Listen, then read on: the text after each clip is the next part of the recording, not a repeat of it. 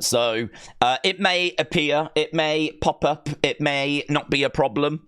It might be something that is just a little bit delayed this week, but I do not have any NXT screen at the moment, which is a little bit of a concern, so I'll keep you updated with that. But in all fairness, we don't normally start this early either, so I never really jump on and have a look this early, so perhaps it'll appear in about half an hour or something. So I don't know, UK NXT fans, let me know, is this normal? I'm sat here right now and I don't have any link for this week's show, so feel free to let me know. I hope everyone's well. And yes, we are early. And yes, it is a bit of a surprise. But Tommy did announce last week that he wasn't able to do the Wrestling Escape Pod today. So that means that the normal podcast thing that I do on a Tuesday, I don't have it. I don't have to do it. So that means that we can start NXT that little bit earlier, which is, I gotta say, quite nice. It is nice. Wrestling Escape Pod is awesome, but it does kind of eat into one of our 3 streams of the week, you know? In an ideal world, I would be free on a Monday, a Tuesday, a Friday. Maybe move the Wrestling Escape Pod to a Wednesday or a Thursday. And then that would mean that we could start earlier, so yeah, it's lovely. It's lovely to be here. Normally we start about 15:15, don't we? And we have about 45 minutes chatting before, but now we'll have lots of time to chat. So what has been going down today? Well, a little bit of news. I'll tell you one thing that I didn't know, and that was that there is a new TV deal that's apparently about to be announced for AEW. I knew it was coming, but I didn't know the terms, and I've seen the terms, and it's quite interesting. Part of my problem is I don't know how much they're getting paid right now, and we don't know everything that's involved in the new deal, but it's going to be, seemingly, it's going to be 3 years. They can extend it for a 4th, and it's going to be 170 million a year. And that's going to be for all of the shows. But what we don't know is if it is going to include the pay-per-views.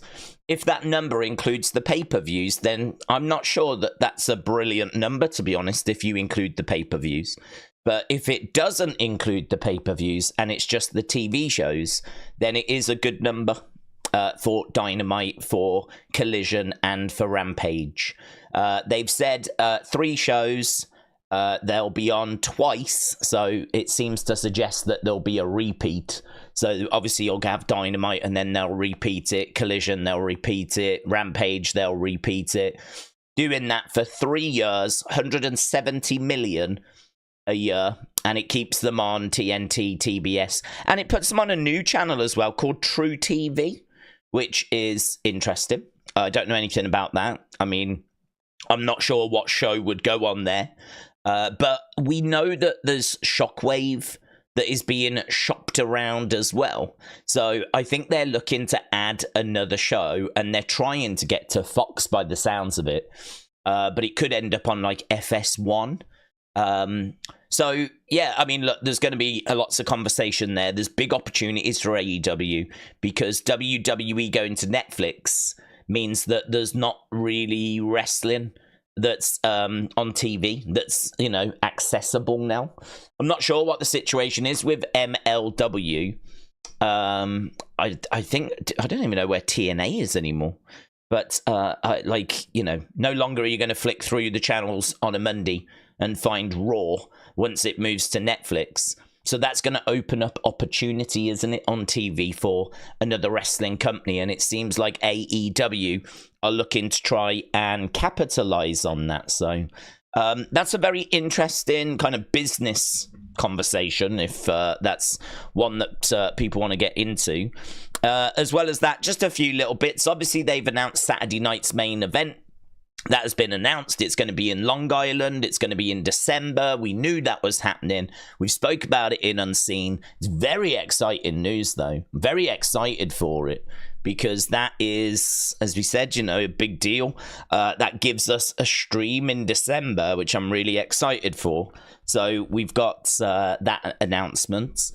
And just little bits, really. I want to say a big thank you for everyone that tagged me in things to do with the Wyatt 6 people that did like investigation work, just really anything that people did around the Wyatt Six, because it allowed me to, obviously, you know, it was a distraction. There's no two ways about it.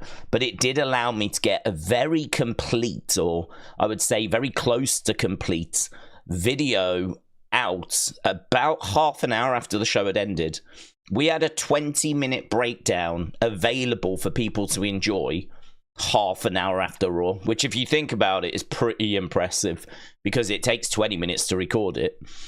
So I had to be ready for that as soon as the show ended. And because of like the work everyone had done and how thorough it was and how much people had tagged me in bits, I felt like I had everything. I felt like I had a grasp. The only thing that I'm still in the dark in is the diary. You know, the Jay Winthrop diary.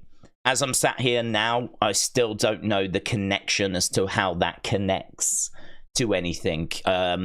But I've not been tagged in any. There's been a few thoughts that it might connect with New England, as we said in the video, but yeah, that hasn't really kind of shown itself.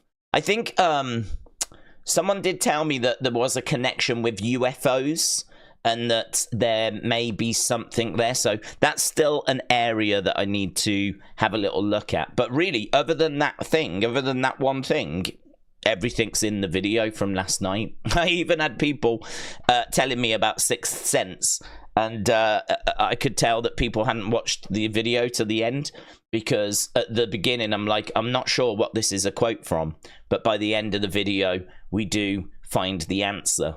So it was kind of fun having lots of people tell me it was Sixth Sense. That is in the video, that is at the end of the video.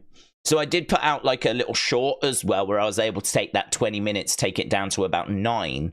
And I put a short out there because I thought, well, hopefully this will show people that the Sixth Sense thing is actually in there. But even that, I mean, you know, appreciate it. If there's something that you know the answer to that it doesn't seem like we've got the answer at that point, brilliant. So no shade on those people. Brilliant. So just a big thank you, really, because it's obviously easier to get people's attention when they're awake rather than when they're asleep. And I am aware that Raw finishes at like 11 o'clock at night in America, so you've really got that hour, to be honest, because once you go in after midnight, you know, people are really going to bed at that point. So it really is a race against the clock to get something out before people go to bed. And so that's why, like, it is a bit of a rush, really, to try and get something out before everyone goes to bed on the East Coast. So to have a 20-minute breakdown that was that thorough out half an hour after Raw is... I don't think we've ever done that before, to be honest. I don't think we've ever been in that position before. I'm really pleased with how the video turned out, and it got a really good reception. So a big thank you from me. But that is not why you're here. You're not here for thank yous, or maybe you are. Well, if you are, you vet good. So let's go over to the breakdown. So here we've got the NXT breakdown. This is what's been announced for being on the show tonight. So we've got Ethan Page and Trick Williams. They're going to be signing their NXT title match contract. Then we've got CM Punk. He's coming to NXT to make an announcement. He is obviously on the thumbnail. Very excited to see what he's got to say. I genuinely don't know what he's going to say. I mean, I'm obviously not expecting it to be anything to do with Drew or Bad Blood. I'm expecting it to be something to do with that first NXT episode. So I'm thinking it's going to be NXT connected. Like, we're going to do a tournament. We're going to do a battle royal. We're going to do a, I don't know. We're going to do something. So we'll have to see what he says. Last time I remember something like this, it was Cody announcing that we were bringing back the Dusty Rhodes Classic and we were doing a breakout tournament. Perhaps it's a breakout tournament that's going to get announced or something. Don't know. Lyra Valkyria returns to NXT. Let's go. To help Tatum Paxley beat Rosemary and Wendy Choo. Then we've got Javon Evans and Cedric Alexander. They're teaming up to take on No Quarter Catch Crew. That's going to be good, actually. That's going to be Myles, Borne, and Tavion Heights. I really like Tavion Heights. So, I mean, and I really like Javon Evans, so I really like Myles, Borne, and I don't mind Cedric Alexander. We just don't see much of him. And then we've got Lola Vice taking on Fatal Influences, Jacy, Jayne. So, not a bad lineup, I would say. Having Lyra on the show is pretty fun, right? Having, like, Javon in action is always great. Lola, Jacy, I could take that or leave that. CM Punk being on the show, let's go. And then, like, just a contract signing, so there's not really a great deal there, but always riding with my guy, Trick Williams. So, yeah, I am optimistic that this is going to be fun. NXT has been cooking recently, actually, so I'm optimistic that this should be good. Edward, hello, said Daze, how are you? I'm good, thank you. Day off college tomorrow, so I can watch NXT tonight. I think it'll be a banger. What do you think Punk's announcement will be? I think NXT on the road. I don't know, to be honest. I really don't know. I mean, it's going to be something NXT connected. If he's going to announce a tour, if he's going to announce like a tour and they're going to come to the UK, I might actually poop myself, because that I would be so excited at that. I gotta tell you, man, some of my favorite wrestling experiences have been going to NXT shows. I went to an NXT show in Bournemouth, which is one of my favorite wrestling experiences, because Bournemouth is a lovely little place by the seaside here in England. We don't have like these brilliant, big, amazing tourist places, really. We've just got these lovely, quaint little seaside places. You've got the odd place like, say, Blackpool, that have got like a bit of a theme park there, right? But I mean, to be honest, if you go, it's quite run down and it's quite tired. You know, Blackpool was amazing in the 60s, the 70s, the 80s, but, you know, the 2000s have not been kind. And so I think we've got a lot of places that are just quite pretty, just quite nice, by the seaside. They've got a beach. You can get yourself an ice cream. You know, I mean, some fish and chip shops. Bournemouth is lovely. They've got a pier, and it's just nice. It's very well looked after, actually, Bournemouth, if you've never been. They've got a lovely park not far from the beach. And the beaches are quite nice. Pier's quite nice. It's just nice. It's a nice place. It feels like a retirement place, actually. Lots of old people in Bournemouth. And because it's right down the south, it's quite warm as well. You know, the beaches towards the top are quite windy, quite blowy. But the ones down south, you know, your Brightons, your Bournemouths, you know, these are quite nice. And I went there and had like stayed over the night, and I went and watched NXT there, and I saw Balor, Asuka, Shinsuke, Samoa Joe, like all that kind of talent, right? In a space that was like, I don't know, a couple of thousand people, if that. I don't even think it was that, to be honest. I don't even think there was a few thousand. There might be 1,000 people, right? I mean, there was people there. It had a nice energy. It had a great atmosphere. But we're not talking the O2 Arena. We're talking a very small venue. And it was so much fun. It was just such fun. And think about where a lot of that talent is now. And the thing is, you can look back at that time and go, yeah, but that was black and gold. That was a special time. But I don't know, mate. If you went and got tickets now and went to NXT and saw the likes of Julia, Roxanne Perez, Trick Williams, Javon Evans, like, do you know what I mean? Like, there's some names there that are going to go on to achieve big things on the main roster. There's some names there that you could be really excited about seeing. I'm sure you've got your own favourite in NXT.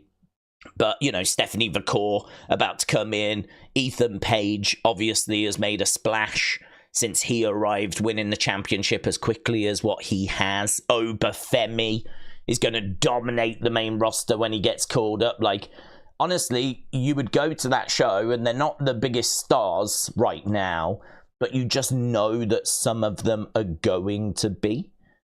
And that was the same back then. That was the same when we were watching Asuka and Balor, and do you know what I mean? Like, it was the same then. So for me, if they were to announce that they were going to come over to the UK with NXT, I'd be over the moon. I'd be over the moon. I'd be looking to see if I could go a couple of times, actually. Because they did Brighton as well. I ended up going to Brighton. I actually went with the guy that runs Wrestling Shop. He got tickets, and he was like, I know, I was living in Southampton at the time, which isn't far. And he was like, I know you live that way. Are you free? And I was like, yeah. Jumped on a train, went there, met up with him. We had drinks before. I got absolutely smashed. I got so drunk. I don't remember the show. I missed my train. I had to get a train that was like close to where I lived, but it was still miles away. And I ended up having to try and get into a hotel. There was like at 1 a.m. At like 1 a.m, I was like on the streets. There was no other trains, and like the trains were now done.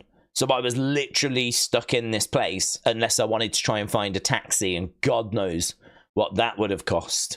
That probably would have had like 80, £100 price on it. But actually thinking about it, might have been cheaper. Might have been cheaper if I'd have done that, because I ended up spending over £100 just to stay in a hotel for like 7 hours, something like this. And I was meant to be in work the next day on a late shift. I turned up, but I think I was a little late. So I was like, listen, I called them in the morning. There's been a disaster. My first train is this. I'm not going to get in till this. I can't go to work like this. So I need to get home, get changed, then get in, and they were fine. But oof. That wasn't one of my better memories, actually. But that was still a memory that I have of like when NXT used to come to the UK, because it did. Like, we're talking 2016, 2017, they used to bring it over, and obviously they did NXT Takeover London was done over here, so yeah, I don't think it will be that. I think I'm getting unnecessarily excited, to be honest. But yeah, I'm excited to see what the announcement is. Lisa said, were you able to see the next PLE is early in time due to UFC? Will you stream both? Maybe Tammy travels, does UFC? Tammy's not interested, to be honest, in UFC. So, yeah, I think what I would look to do, and it's a bit unorthodox, because definitely wrestling first, right? I've told the story of SummerSlam, I think it was 2022, where I was doing UFC and Tommy actually did SummerSlam, and he did a brilliant job, right? So let's not get this twisted. It's got nothing to do with Tommy, but I was sat here watching UFC and I was seeing what was happening, because that was the year that Brock drove the tractor down. That was the year that Bayley came back with EO, and I'm looking at SummerSlam, which is a massive show. I'm looking at SummerSlam and I'm just like, I've completely botched this. Sometimes you have to hold your hands up and you just have to go, do you know what? I've botched it. I have absolutely dropped the ball on this one. I'm sat here watching UFC, which I love. I genuinely love UFC, as people know. We've covered it for years. And they had a big show. All right, they had a big show, which I was excited for. But we're a wrestling channel, and I would have done wrestling first, but we found a solution. The solution was that I do UFC, Tommy does wrestling, and for me, it's like, well, brilliant. We've covered both. Like, this is brilliant. Both boxes have been ticked.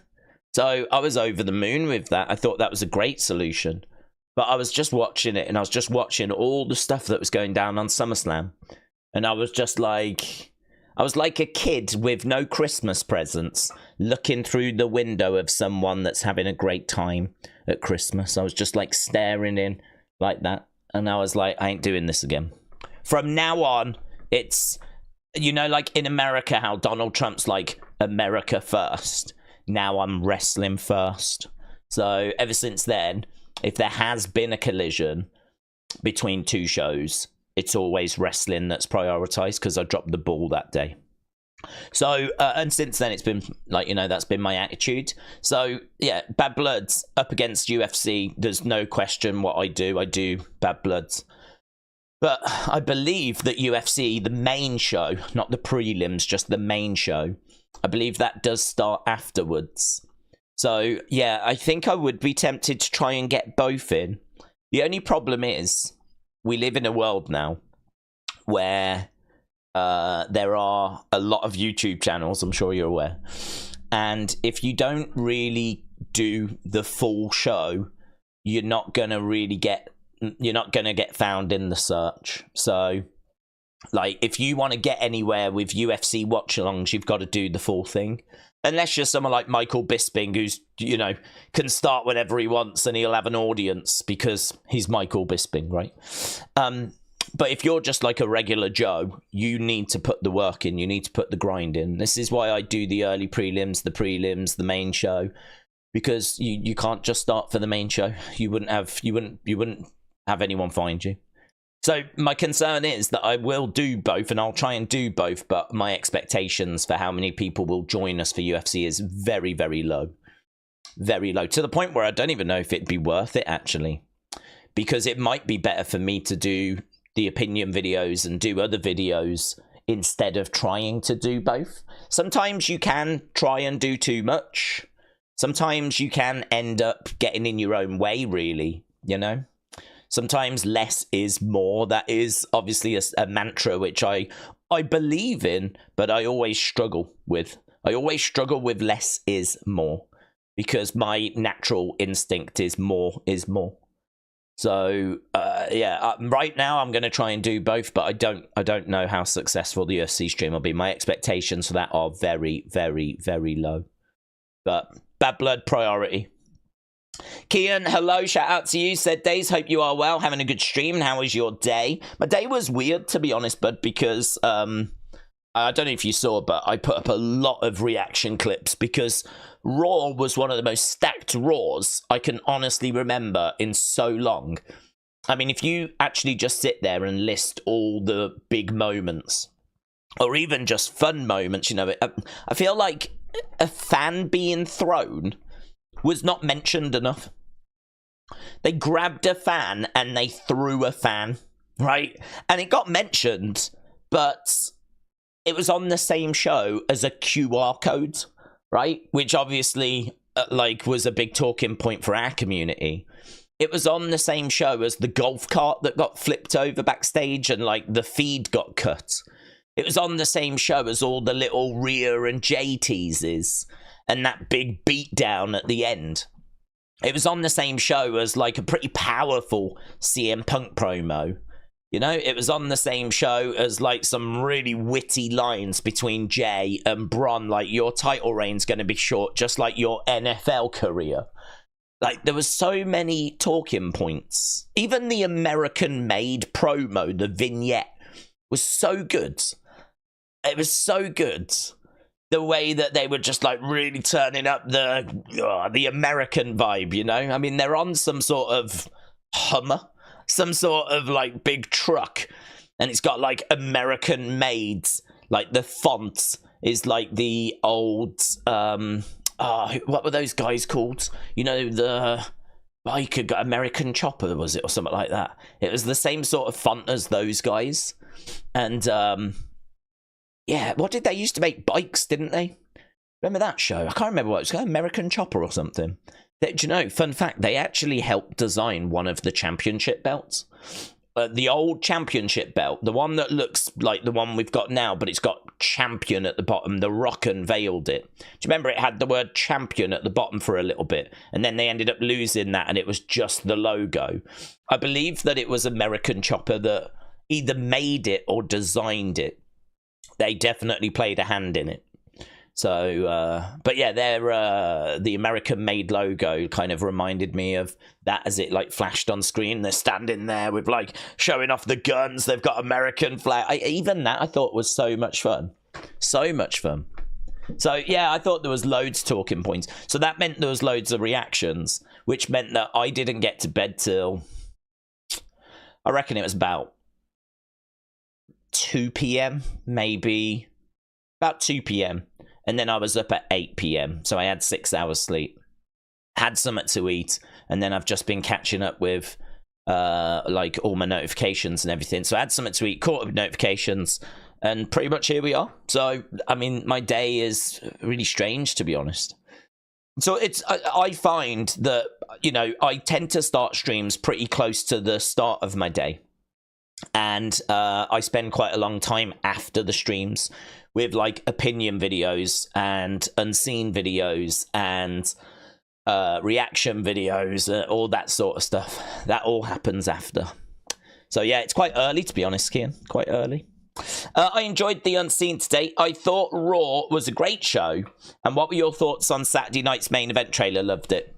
Yeah, Saturday night main event trailer. I mean, I can't play it because it's got some copyrighted music on. But it shows like Honky Tonk Man and Macho Man. And listen, you're talking my wheelhouse.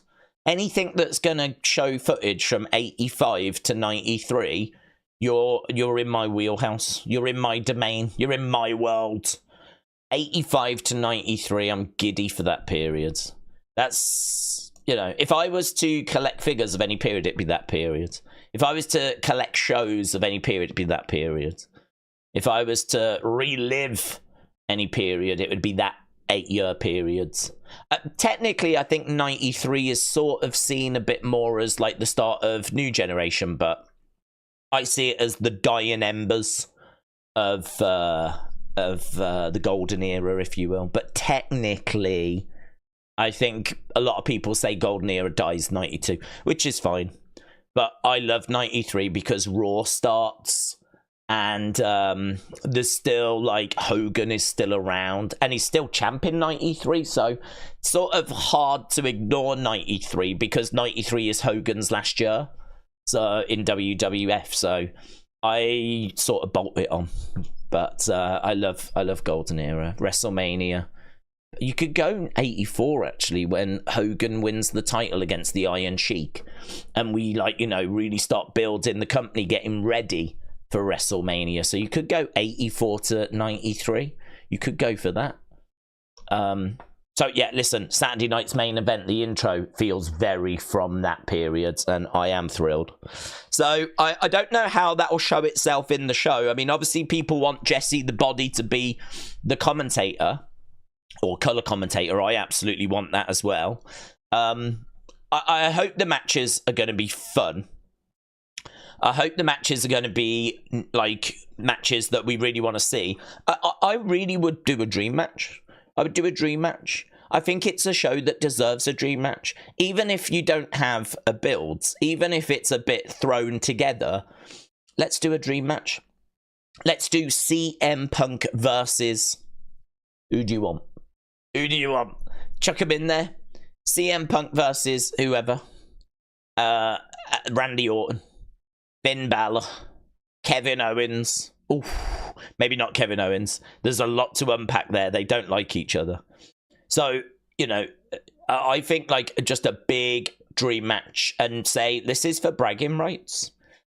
This might feel like it's not important because it's not for a title. It's not for like who's number one contender. Or you could make the winner the number one contender to make the match matter a little more. But let's have a really fun show. I feel like we do a lot of shows where it's all story, or we try and weave it into the story and we try to build to it and all this sort of stuff. Let's just, on paper, put down some few matches that are just like, oh, you know, that'll cook. Gunther against Ilya. Do you know what I mean? Like, Ilya probably is not deserving yet of a world title shot. But let's just do it.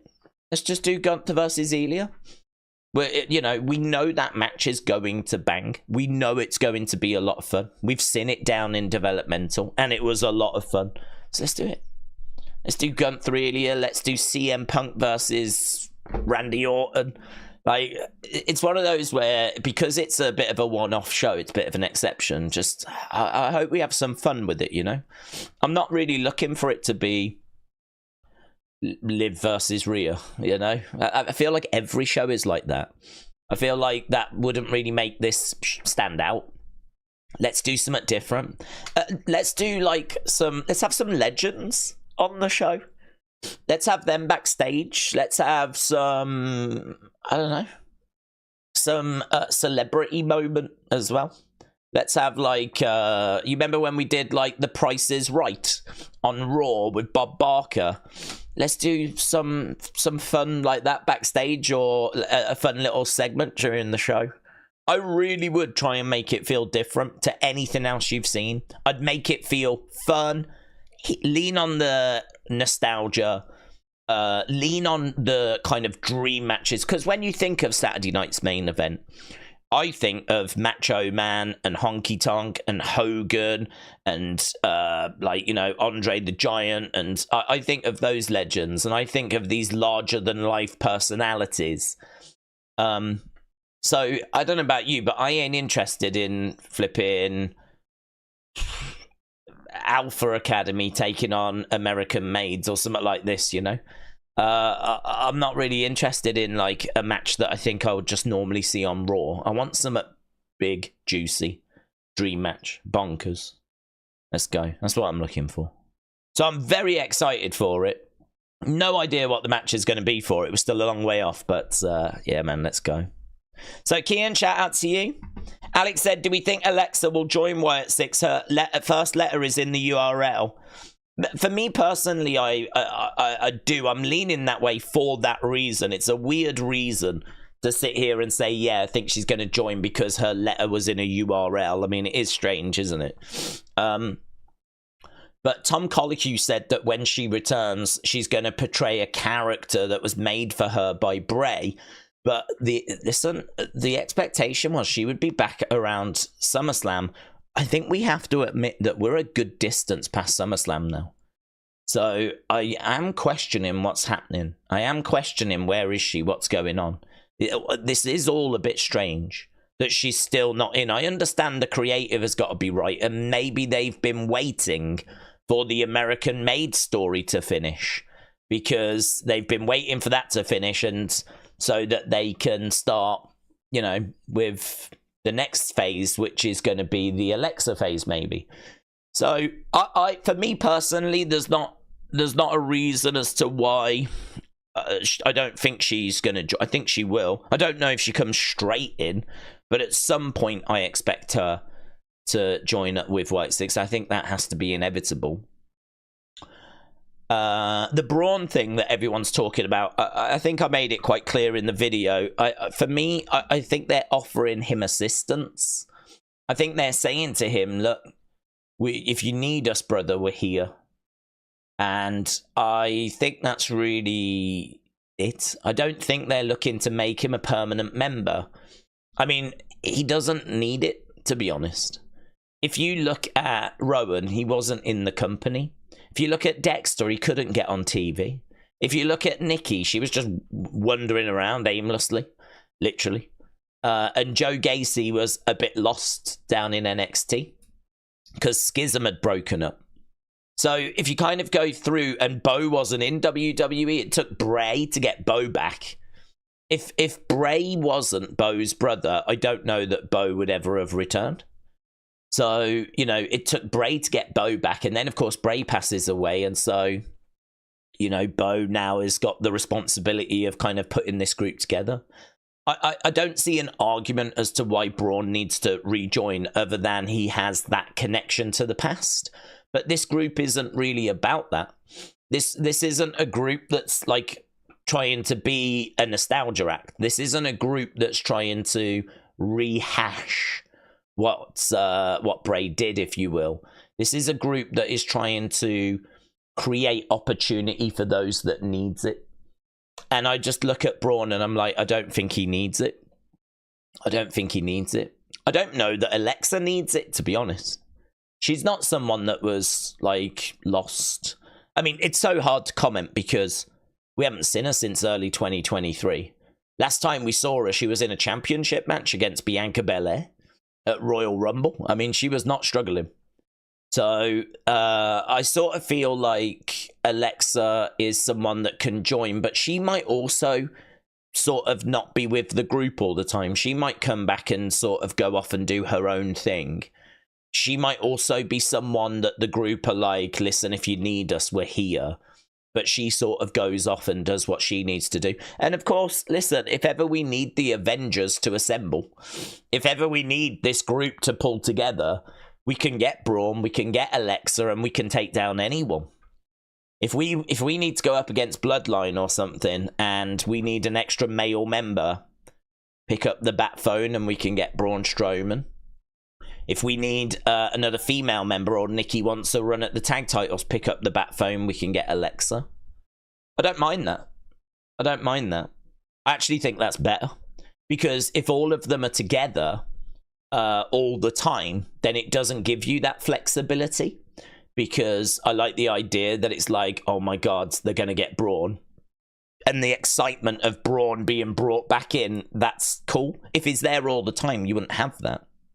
The other thing as well is that it's hard enough to showcase all these characters.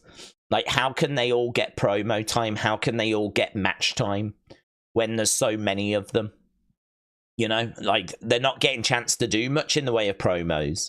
They're not getting a chance to show a great... I think Nikki's had one match since she's been back. So, do you know what I mean? Like, they're not getting... There's already quite a lot of them. If you add in Alexa and Braun on top of it, you're only making that situation worse. So, for me personally, I think this is a good way forward, where you've got your core group, and you can say to Braun, listen, if you need us, we're there. So if Braun's ever in trouble...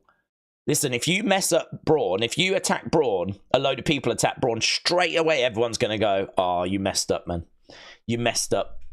Because we all know the Wyatt Six are right there ready to come to his aids. And that's exciting. Like, that's the good stuff. That, oh man, you don't know what you've just done. That is exactly what gets people to tune in the next week, you know? That's good stuff. And same could be true of, imagine Alexa gets attacked by the New Judgment Day. What's everyone's reaction going to be? It's going to be, oh man, they don't know what they've just done. They don't know what they've just done. And then, of course, we need to tune in next week because we're going to be expecting the Wyatt Six to come to her aid. So, yeah, I think there's lots of directions that you can take this. How involved these new members would be. How integrated they would be. And, of course, there'll be times where they're all together. There should be times where they're all together. But for me, if I was booking it, that's the kind of thing I would be looking at. Because I think at its core, the majority of the time, I wouldn't want to really dilute the spotlight that is on these members that we've got right now, just because I think there's a lot of untapped potential there. I'd love to hear more from Nikki, see more from Nikki. She's killing it with this character. So she needs more promo time. She needs more match time. My concern would be if you keep adding members, everyone just gets less. Remember that less is more thing we spoke about earlier that I struggle with? I think it's the same thing here. Paul said, am I the only one that feels a bit underwhelmed with Wyatt Six? Like they would be better as heels? I think, to be honest, I understand where you're coming from. I don't blame the group. I think it's a bit of a Cody Rhodes situation where it's like, what more could they do, really? You know, they've got the music, they've got the presentation, they've got the look. Promo-wise, I think the way they've done the promos has been good through the videos. I think that's been quite good. So I'm not down on the promos. I would like a set-in. You know, like how Bray had the Funhouse. I wish that they had something. I feel like that's missing. They seem to just be using videos, but the problem with the videos is it's a lot of words and things that are in the journal. It does sort of feel like the more you are invested, the less you get from the actual show. And what I mean by that is if you read the journal entry, the auditre or whatever it was called, the one that's talking about hearing the whispers of 1,000 voices, yeah? That's all that was put on screen during that video. There was nothing new in that text. It was just the text from the journal entry. So I sort of feel like if you are just not engaged with the QR codes. You're not engaged with that side of things. They're really working hard to keep you up to speed because they're taking the journal entries and putting them into a video package. They're then putting that video package on YouTube and on social media. But if you are engaged in the journal stuff, it means that what you get on TV is just more of that, really. It's more of the same. I wish that there was a funhouse where we got new content and we got a promo from Bo, and we got to see a different side to these characters rather than them always being dark and moody. Like, what's Rowan like when he's in a better mood? What's Nikki like when she's in a better mood? You know, like how the funhouse was the light side of things, the Fiend being the dark side. I feel like we've seen everyone's dark side, but it would be nice to have that contrast, wouldn't it? I think so anyway. It'd be nice for it to, if you're going to keep them all moody, that's fine, but can we dig into it a bit more? I feel like, to be perfectly truthful with you, I feel like we're doing a lot of stuff which we didn't expect to do. And I think there's a lot of working this out as we're going along. I think comparing it to the Wyatt family is a little bit unfair because they had all of NXT to get ready. Like, they could work out their presentation, they could run a few promos, they could work on their dynamic, they could work on everything by the time they got to the main roster. Whereas the Wyatt Six, they've just hit the main roster, no NXT run. And they don't have Bray. They don't have their main creative force, right? They're having to do this, just them, Rob Fee, bit from Triple H. And I think there's a lot of just kind of doing it as we go along. Unfortunately, I think that's why you then end up with sort of the American-made feud that we ended up with, where I don't know that it's had the big satisfying conclusion that people were looking for, you know? And I think you can pick a few holes in it, which it's difficult because the criticisms I have are not so much of Wyatt Six, it is of how American Made reacted to them. And we're not going to go over that again. We've touched on that.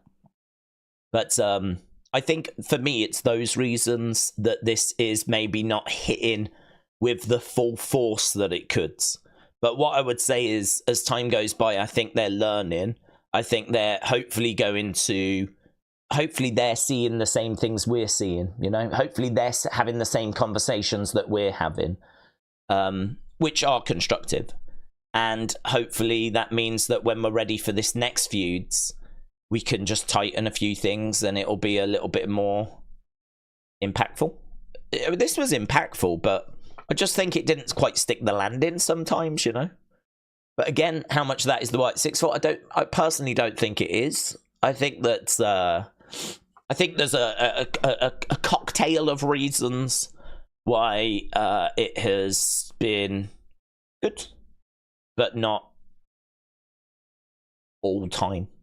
I feel like the presentation is up there. If you say, like, is the Wyatt Six like one of the all-time groups, there'll be a load of people, yeah, amazing shatter, all this kind of stuff. But I think what you're talking about is presentation. I would agree with you. Presentation is outstanding.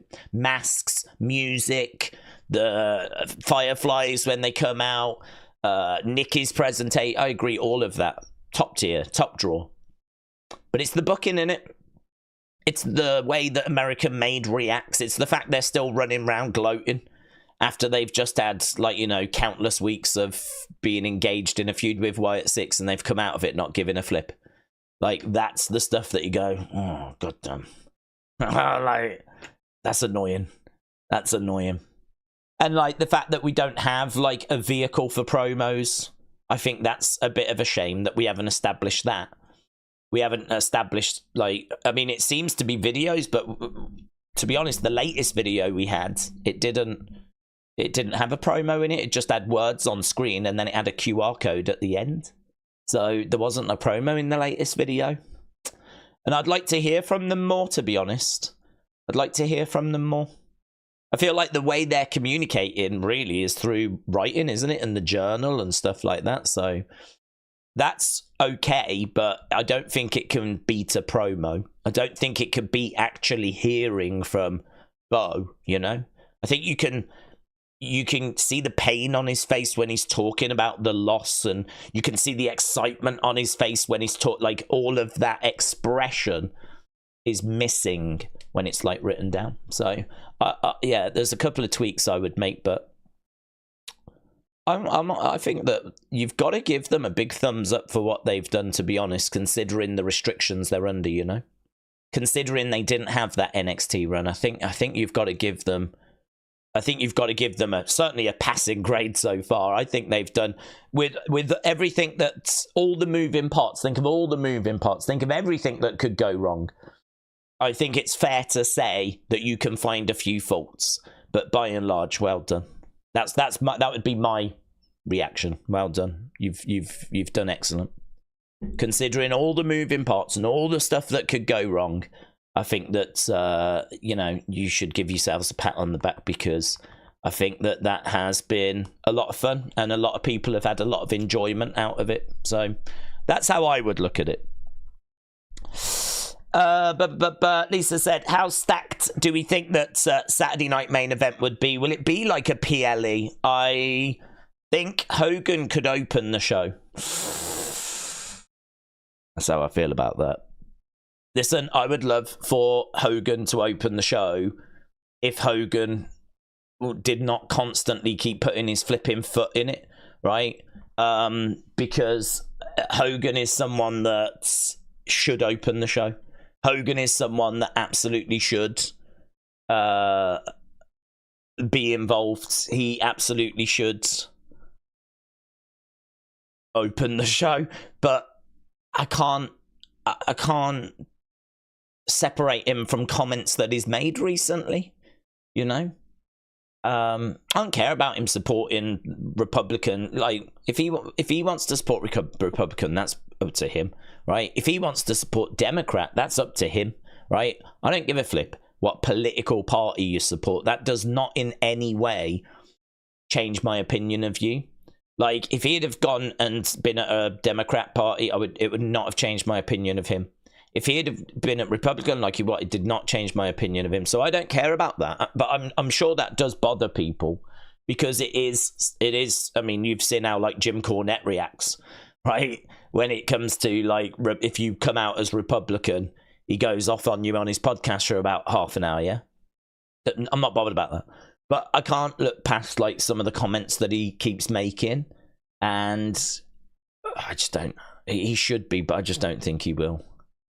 I don't think he will. I don't know how they use him going forwards. He's just got this incredible ability to just keep putting his foot in it. So, but how long do I think it'll be? I think it'll be. I'm thinking 2 hours. That's what I'm thinking. That's what's in my head. 2 hours. But who knows? Perhaps they've negotiated it for being a bit longer. I'd be surprised if it was just an hour.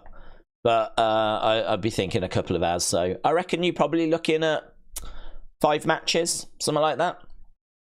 Think about an old takeover, you know, old NXT takeover. There used to be 5 matches. So I would imagine something along those lines. Tag match, maybe start the show, fast paced, Street Profits in there. Get the crowd going. Then move on to a few mid-card things. And then wrap it up with a big, juicy CM Punk dream match or whatever.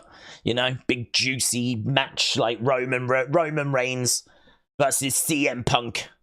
Let's flipping go. I would love just some bonkers match that you look at. You're like, what? They're doing that? It's like, yeah, we're doing that. Yeah. Yeah, we are. It's December. Merry Christmas. So yeah, I'd be excited, man. I'm really looking forward to it. I'm really looking forward to it. Drew said the debut was great, but since then I think the members have singles matches. VHS tape got a bit old, and now we're back with QR code. Said Drew. Jamie said, I think Chad is great. It's a shame he got involved in the rivalry. It hurt his character slightly, I feel, compared to what he was doing before. Big Time said, I have tagged you in something. All right, is there a bit of a botches there? Trick is holding his title. Yeah, you're right. So there's a graphic here, which is...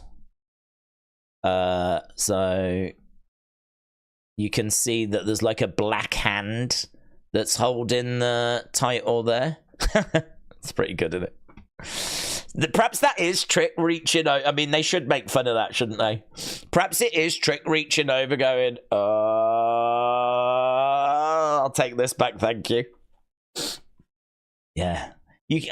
That's amazing how people have even spotted that there, isn't it? That is amazing. So, very good. Very good. I always love Saturday Night Main Event. Oh, yeah, so good. A goated show. Goated. Lost its way at times, I would say. Definitely a few bits where it just sort of became another show, really. You know, they've relaunched it and it was just... That's the concern with this, is that... I don't know, you know, no offense, but I don't think, like, there's many current stars that can flipping live up to the legends that were Macho Man Randy Savage. I mean, there's a lot of stuff here that I might say that might upset people with, like, different opinions, but I don't even know if that would upset anyone.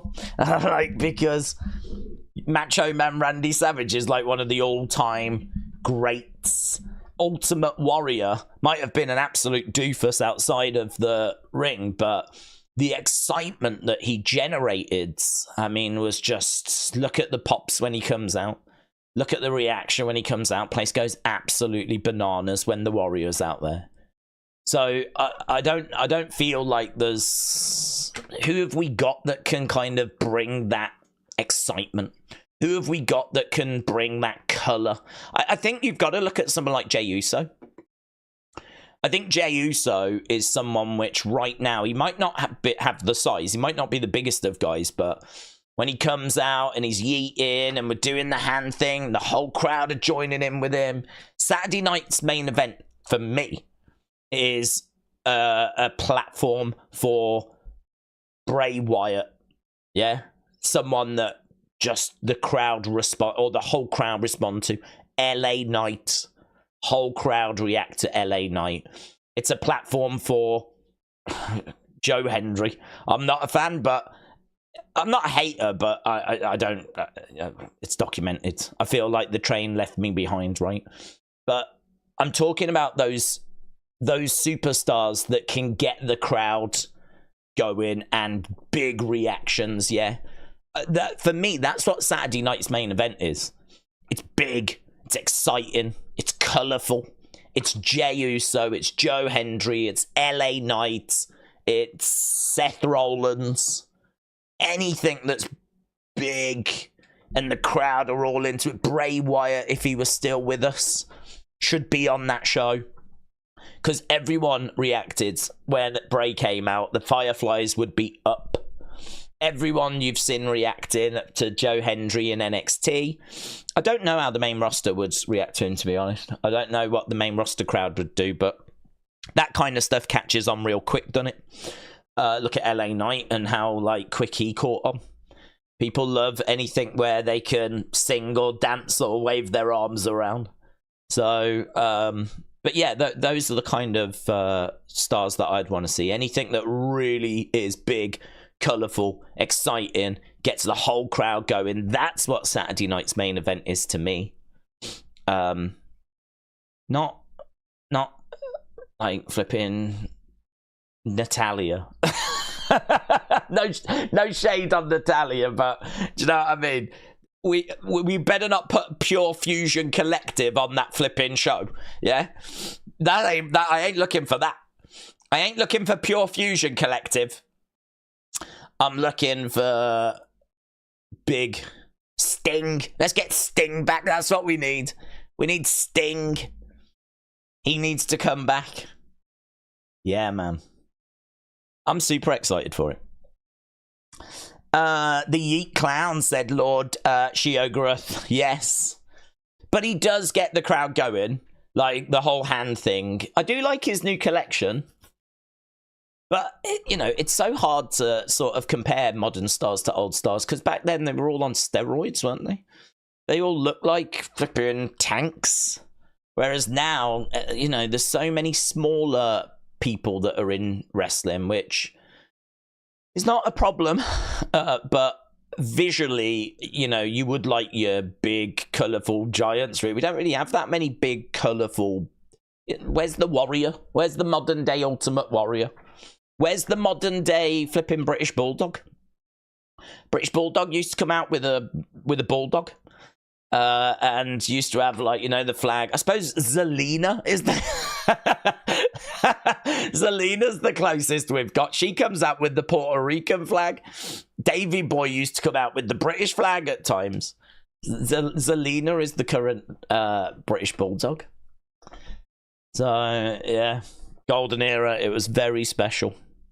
But also very destructive because they were all on drugs, and a lot of them aren't with us anymore as a result. Doink! Remember Doink the Clown? Oh my God.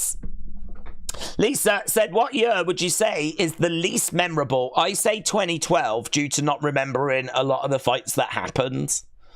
The least memorable. 2012 is a good shout, actually. I think I always tend to, when I'm asked historical questions, my brain always goes to WrestleMania first. I think about the WrestleMania and then I build the rest of the year from that, because normally if you can remember the WrestleMania, it then helps you remember the SummerSlam. And then you can also remember who won the Rumble. And so I always kind of start from there. So, you know, my brain automatically would go around that same time as you because of WrestleMania 27. WrestleMania 27 to me is just an absolute abomination. You know, it's a really bad mania. And I'm trying to think what year that was. I think that was 2011. So you've gone 2012. I may go 2011. I'm trying to think. Like, I think the 2000s were pretty good, actually. I seem to recall 2008 being a bit ropey, but I don't know that I could say it was worse than 2011. 2019 is atrocious. 2019 is atrocious. That's the year where you've got Roman and dog food and all that stuff. That's the year where you've got, like, Rusev and Liv coming out saying that she loves Lana. Do you remember that? Bad, man. 2019 was bad. 2011 was bad. I think the worst year is 95. I think 95. 95 is historically bad because 95 is where we just have crashed, really. So I sort of feel like if you draw a graph of WWE, you've got like the 80s where you've got Hulkamania, sort of peaks around 90. And then obviously famously in 1991, they wanted to run the Coliseum, but ticket sales were so bad they had to move. They said it was because of a security threat, but ticket sales were atrocious. And so they ended up having to move. And they ran a much smaller building for WrestleMania 7. So if you was to look at a graph, you've got Vince taking over in 83, was it? And then you've got, like, you know, a good increase with the success of WrestleMania. And he goes and gets all this talent, builds this dream roster. You've got all these amazing guys on it. It's just going up and up and up and up and up. Peaks around 90, 91. And then, you know, down we go, really, at that point. And we sort of really crash 95, 96. And if you look at what's going on in 95, it's bad, isn't it? Really, you know, we've lost our way, to be honest. We've kind of come out of, as we said, those big jacked guys. And we just don't know what the future is going to look like as a result. You know, he's looking at Shawn. He's looking at Brett. They're not quite doing it. I mean, Shawn was not a brilliant drawing champion, actually. Brett did all right. Brett was pretty good. But none of them could match the success of the 80s. And so, you know, Vince is looking at Diesel, he's looking at Psycho Sid, he's leaning on Undertaker a little bit. He's trying stuff, but WCW are just You know, WCW are growing and they are starting to kick WWF's backsides. I mean, isn't it amazing to think that for 80 odd weeks in a row, WWE was the second biggest promotion, wrestling promotion in the 90s? It gets spoke about all the time, but it's unfathomable now, isn't it? It's unfathomable to think that a company could come along now that could beat Raw 80 odd weeks in a row. And that's exactly what happened in the 90s. And then WWE got angry, got a bit of attitudes, found a bit of an edge, got rid of all the dustbin men, the cowboys, and all of that. And instead, we ended up with Stone Cold and The Rock and Triple H, the Game. And we ended up with the Attitude Era. And WWE won the ratings back. And WCW went out of business. So I think if we're looking at, I mean, I can't really talk about the 70s and the 60s. I mean, my knowledge of that is very limited because there's only very limited information. But I think if we talk about since Vince took over, I think 2019 was really bad. We won't count the pandemic years because, I mean, Jesus, we all know. So 2019, I think, was bad. I'd be looking around 2011 and 2012. I'm with you there. And then I'd be looking mid-90s. I'd be looking like 95 as being like really rough as well. So there's a few years in there which are not easy watches. Hey, do you know what? I think we might have NXT scheduled now. Let's go. They remembered. 25 minutes before the show's about to start, they remembered.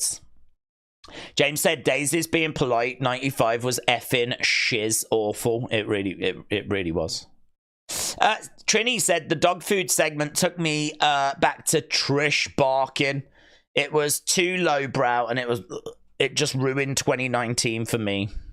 I graduated in 95, said AB Job, so that's good to know, but the Roman Corbin feud in 2019, that was horrible.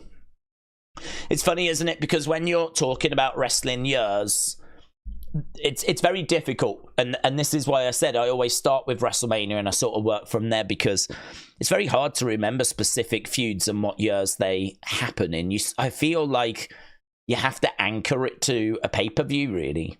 You have to anchor it to, right, what pay-per-views did we have that year? I don't know about you, but we've had so many different combinations of pay-per-views. Sometimes we get Fastlane, sometimes we get Backlash, sometimes we've had Hell in a Cell, sometimes we've had Elimination. Like, it's not been the same ones each year. That, like, trying to remember what year was Great Ball of Fire, you know, what year was the last Bad Blood. That can be very challenging, that can be very difficult. So I always go off WrestleMania first and just try and build from there, really. But yeah, there have been some bad years, but there's been some amazing years as well. It's been a very mixed bag from WWE, but undeniably, we are going through a fantastic period right now. A fantastic period, which was much needed, actually. Much needed. We kind of struggled, didn't we? We really did go through a rough time. It's funny, isn't it? Because when you're going through it, you sort of, you know that things aren't quite right, but there's always hope and there's always a reason. Like, you know, 2019, you're going through, you know, some bad stuff, but you know, you're looking at the future, you're thinking, well, we're building to this, we're building to that, we got this on the horizon. That's going to be good. I think wrestling does a good job of giving you things to look forward to, you know? Like, for example, we're sat here now getting excited about Saturday night's main event. We ain't got a flipping clue what's on it. Ain't got a clue. Might be awful. But we're sat here going, yeah, I can't wait for December. That's going to be good. We're sat here like going, oh, you know, the rumors are it's going to be Cody against Rock next year. That's going to be good. Oh, Rock being involved this year, that was good. Well, Cody Rock will be good next year. Lots to dig into. So, you know, we're talking about Bloodline Blood. We don't even know these things are happening. But that has always been the case with wrestling, is that even when you're going through the rough times, there's always things that you cling on to. There's always nuggets of hope.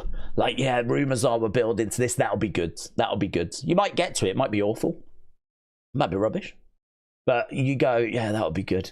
So you do go through those rough times, and you do know that, like, the shows are not, it's about 7. It's, I don't know, there wasn't much, maybe 6, 7, 5. Like, you kind of do that week after week after week. Hey, like we've just done with SmackDown. Like we've just done with where SmackDown week after week after week was like, oh God, this is the worst show of the week. But you don't ever lose hope that it's going to get better, and then it does get better, and then you're like, we're eating good, man. We're eating good, and now we are eating good.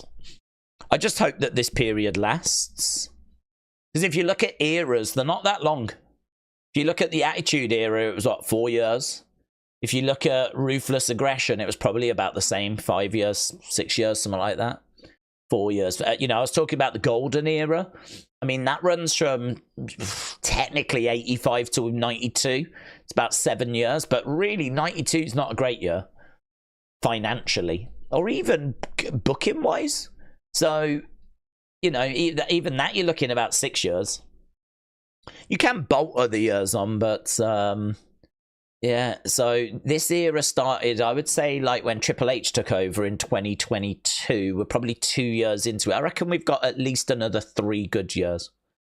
And then I'll start getting a bit worried. Then history will tell me that all eras come to an end. Wrestling is cyclical. And we might struggle.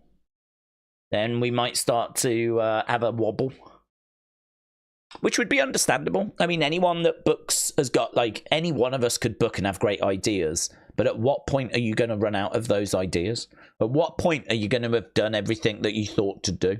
And then you're going to be like, all right, okay, we need something new now. That's the hard bit, innit? Any of us could take over now and put on some good shows. But what about 3, 4, 5 years down the road when you've done everything that you can think of and you still need to keep going? That's hard. That's hard. I think that for several years, WWE were lacking some strong, memorable characters. It's taken years to get someone who could be as memorable as Undertaker, Triple H, and Shawn Michaels. Yep. I don't disagree with you there. I think turning Roman was big because Roman divides opinion. People, like him, don't like him. But I think the majority are now on board with him. But he was very 50-50, probably not even 50-50 when he was a babyface.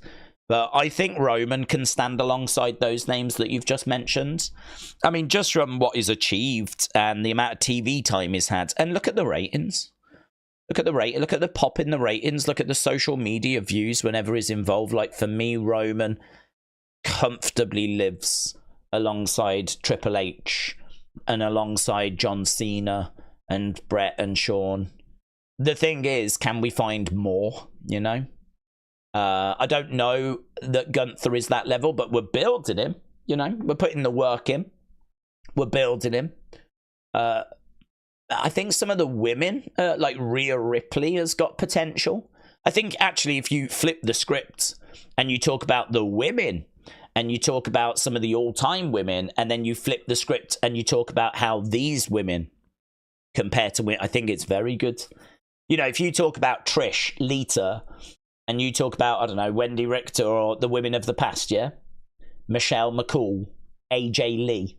And then you go, does Rhea Ripley belong with them? Already you can sort of see, well, either yes or she's real close.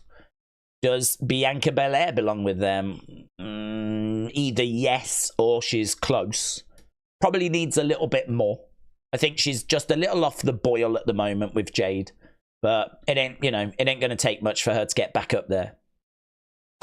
Becky, maybe the biggest woman we've ever seen. Charlotte. I know people are down on her because she's a Flair and they think she got this, hand-me-down, like this helping hand, but she has definitely walked the walk. She's had some really good matches in her career. Maybe doesn't quite deserve the success that she's got, but that's not a problem for me. I don't look at that and hold that against her. If anything, it's a reflection of the women's division and how those belts kept getting passed around a little bit too much.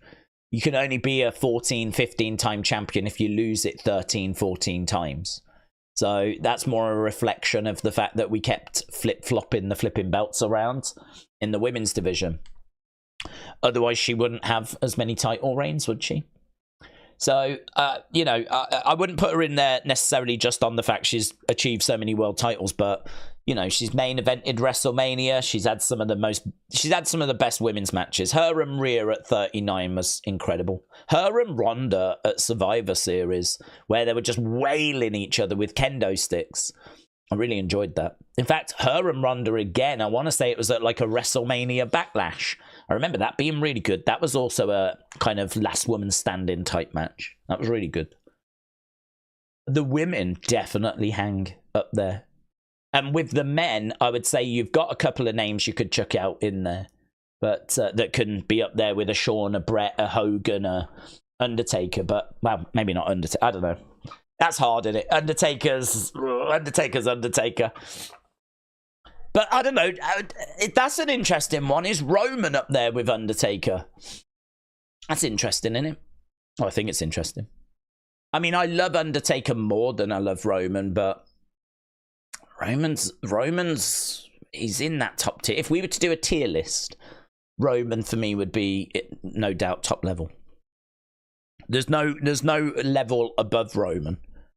It's just maybe you would have the Undertaker like a little bit higher up in the bracket. if that S tier was quite wide and you could just maybe shunt Undertaker up a touch above everyone else, then I might do that. But there's no doubt that I'm putting Hogan and whatnot up there. We could do that. I'm sure lots of channels have done it. I know I've seen channels doing tier lists, but it's a good fun. It is a fun thing to do, and it's just a bit of a laugh. We could look at that. Kian said, Daze, I've just tagged you in a post about Usyk being arrested. Oh no! Can you have a look? I think the best year was 2016, 17, or 18. Says Kian. Well, hang on, let me have a look at this. Why has Usyk been arrested? I really like Usyk. So I hope that he is... Usyk has been arrested in Poland, but the details are unclear. Oh, yeah.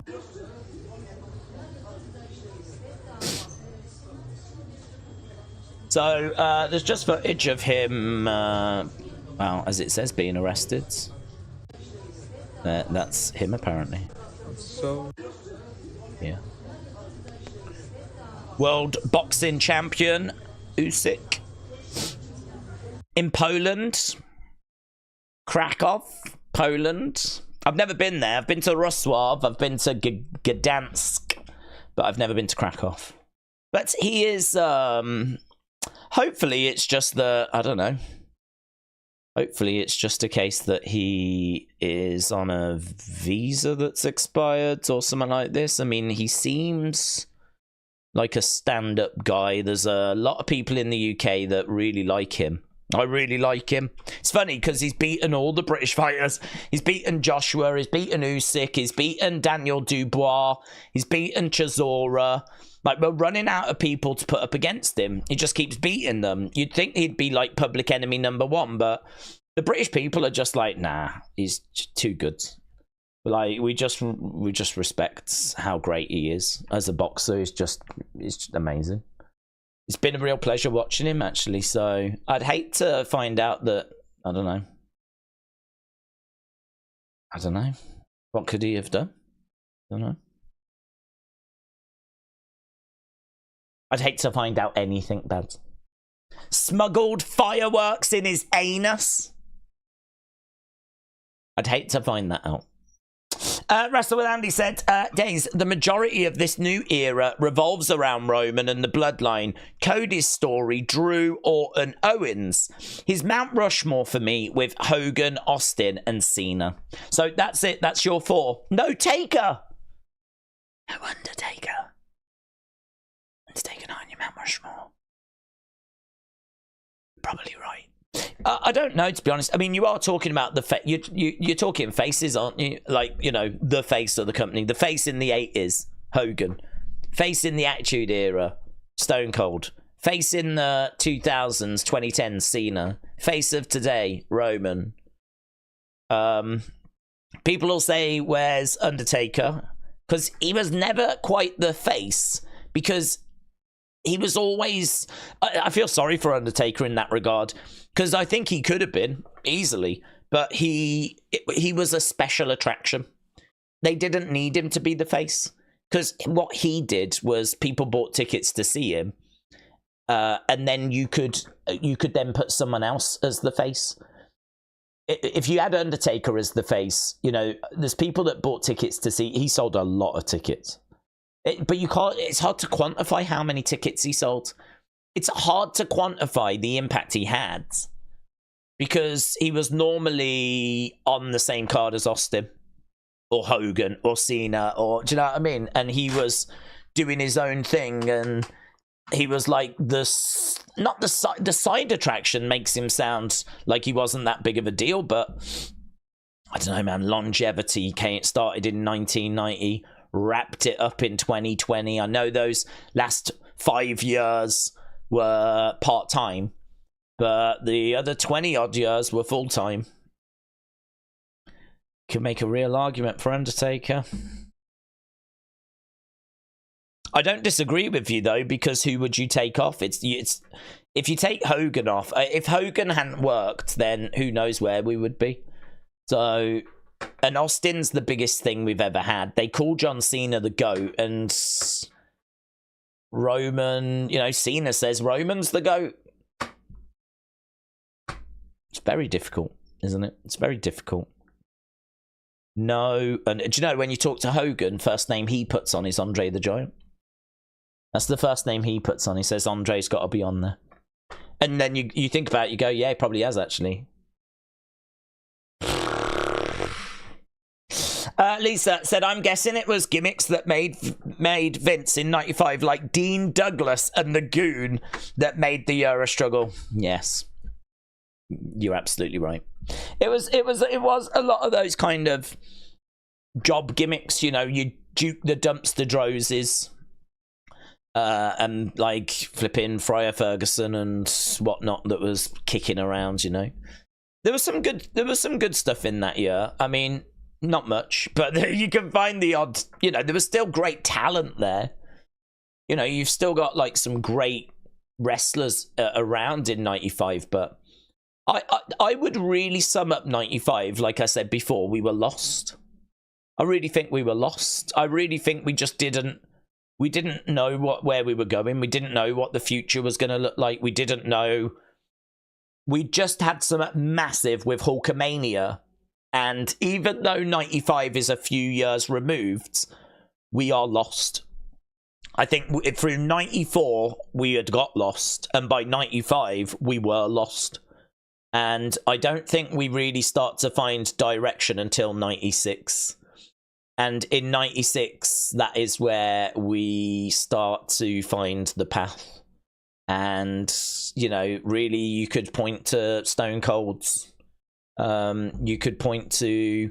In fact, they did a whole video on it. I do have the video. It was called... I don't know what it is. There is a video based on 96, which is called, like, The Prelude to Attitude. And it's all about how 1996 puts the markers down for building what would follow.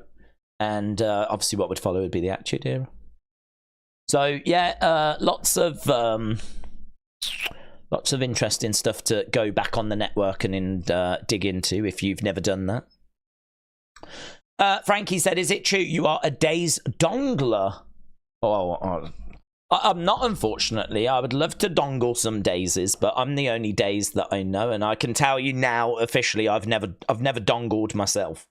I can tell you that for free. So, unfortunately, no. I would love to be. I'm jealous of other people that have got the opportunity to be Daze donglers. But what with me being Daze myself, it's not something that I can do. Big Time said, what was NXT thinking doing back-to-back in Chicago and Missouri because they've had to relocate because of the bad ticket advances? 2.1 thousand into 20,000. Aside from Randy, they are loading the first episode. Well, I don't know, to be honest, that's a problem. I mean, I sort of feel like you can do back-to-back because you're in different... If it was in the same place, then I would agree. But we're in different places. Like, surely if you're going to go to a different place and you're bringing NXT there, and it's, you know, you're trying to sell a big venue out, and you've advertised that Randy Orton's going to be there, I could understand them thinking, you know, let's try and get the first 2 weeks being huge. I would only say that's a problem if you're trying to run the same venue twice in a row, because people are going to buy tickets for the first week, and that'll scratch the itch, but then they probably won't go the second week. But if you go to a different place, well, then you've got a load of new people that have got an itch that needs scratching. I think the problem they've got is that they have not built up what's actually on that show. I mean, the advantage that the first week has is it's the first week, and it's CM Punk, and it's in Chicago, and Chicago will always turn out for CM Punk. So Chicago, Punk, first week on the CW network, there's quite a bit there. Week 2, St. Louis, Randy, I just don't know that that's the same. It's not an established thing, is it? Randy and St. Louis, or St. Louis, or however you flipping pronounce it. We never like bring him out there to like this incredible, but I mean, who doesn't know about how much Chicago loves Punk? And Punk loves Chicago. I mean, he's got like the stars on his gear, and I mean, the guy flipping that friendship bracelet was in the Chicago colors. If someone was making a friendship bracelet for Randy, they wouldn't do it in the St. Louis colors, would they? St. Louis colors. I don't even know what they are. So I don't think that it is the problem that they were trying to go back to back. I think it was more the problem of week 1, it's the first week of the move, so you know it's going to be a big show. It's Chicago, it's Punk. You know, no disrespect, but Punk, I think, at the moment is being used bigger than Randy. I think there's more excitement around Punk than there is around Randy at the moment. Like, Punk's involved in a big story with Drew, and Randy is not. He is, you know, done a few little bits with Gunther, and he's not involved in anything that's red hot at the moment. So I think there's those are the reasons for me. Like, that second week is always going to be harder. Maybe they got it the wrong way round. Perhaps had they have done week 1 Randy and St. Louis first, and then they did Chicago Punk second, I think you would have sold more tickets for week 2, because I think there'd be more excitement for the Punk week, to be honest.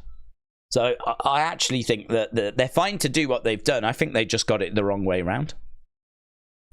And I do think they need to announce a hell of a lot more, but to help ticket sales, because I'm sure that ticket sales are not sold out. I haven't seen any numbers on it, but I did see that they'd moved to a smaller venue for the Randy one. But I think like they need to announce something, but we're going to get something tonight, aren't we? Certainly for week 1. But again, that's week 1. What are you going to announce for, unless this is going to connect to week 2 as well? We'll have to see what the announcement is. We'll have to see what gets announced. Liam said, Angle won the WWE title, the world title, the TNA title, IWGP, WCW, NCAA title, only wrestler to do it, Hall of Fame, both TNA, WWE, first to hold TNA, WWE Triple Crown, 13-time world champion. Are you saying that he is meant to be on there? I mean, to be honest with you, I don't think a lot of that matters. Like, he won the WWE title and the world title, but what does the TNA title mean? Doesn't really mean anything. No disrespect to TNA, but that's a show that caters to a very small audience. IWGP title, what does that mean? Like, it's great in Japan, and it's one of the big titles, but I don't know, man. We're talking people that sold some serious tickets, serious merch, were the face of WWE. Do you know what I mean? Like, people bought tickets in America just to go and see John Cena. I mean, there's no denying that. John Cena was so big, he transcended wrestling. He was going on talk shows. Casual fans were being drawn in.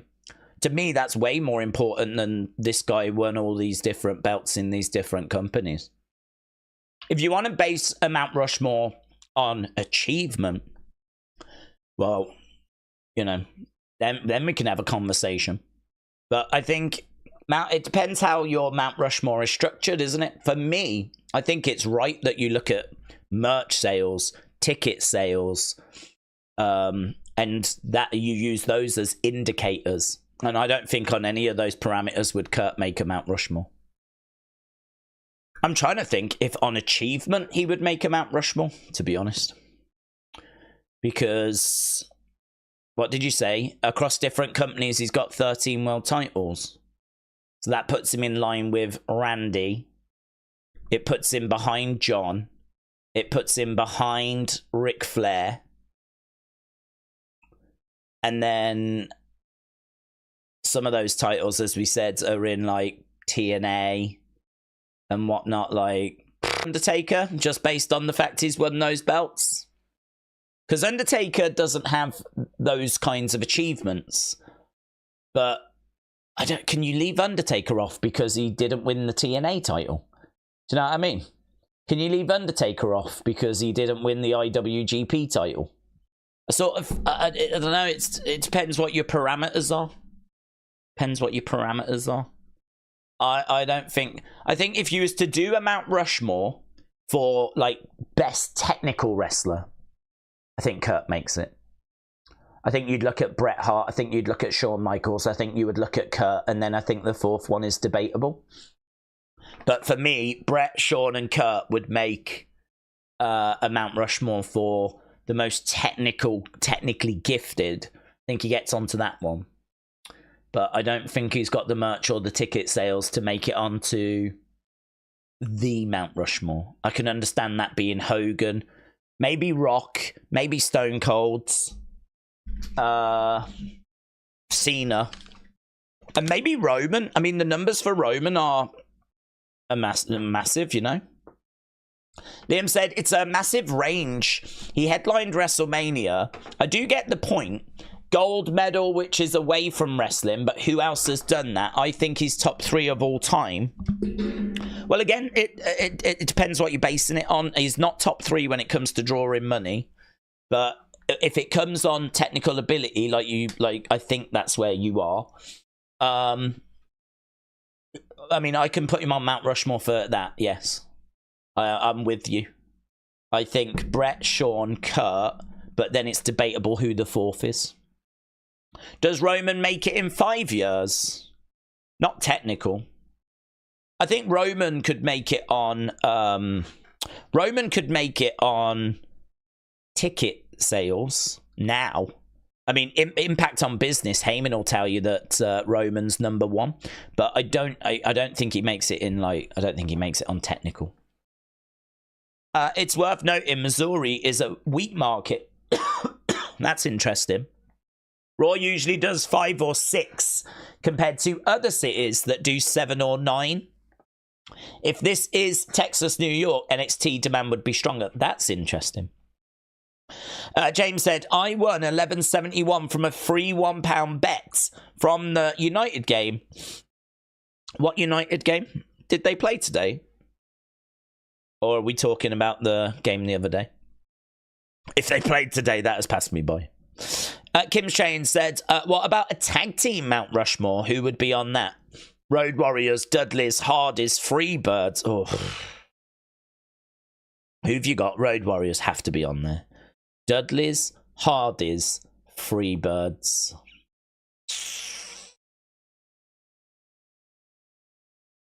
I mean, New Day comes to mind. They did achieve a lot. I think they've had more title reigns than anyone else. Dudleys, I think, would have to be on there. Hardys would have to be on there. I suppose it's only Freebirds that I would question, but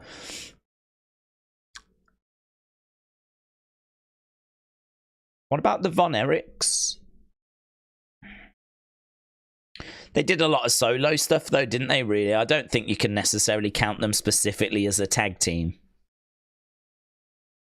I'm thinking Usos. If you're including the Freebirds, they didn't do much in WWE. They only wrestled a few times, so if you're going to open it up to anyone, I mean, I don't know, do you then start looking at Briscoes? It's tricky, that. I think you're in the ballpark. Hardys, Road Warriors, Usos, says Liam. Okay, here we go. We've got Ava in the ring. So we've got, I think we're kicking this off with the contract signing.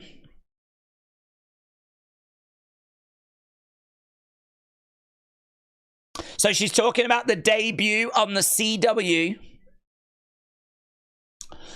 Daze, Man United beat Barnsley 7-0 today. Oh, right, I didn't see.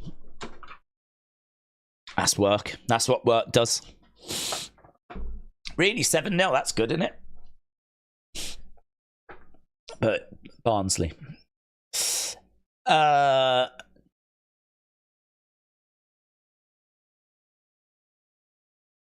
Wow, Randy Orton will compete in an NXT ring for the first time.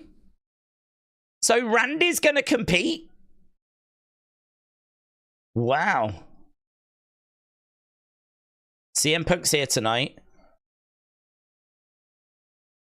Wow, that's big, isn't it? Randy wrestling. So Wes and Zach are going to be in a street fight. And Miss TV, so they're running down what we're getting. Oh, look at that. October 1st, Julia takes on Roxanne Perez. Ethan Page against Trick Williams.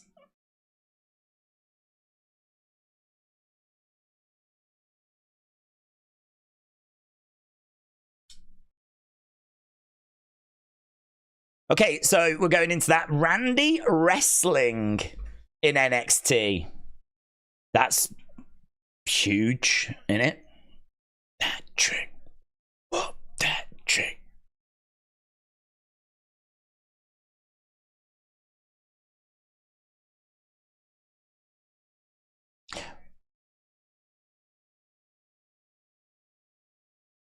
Yes. My guy. My guy.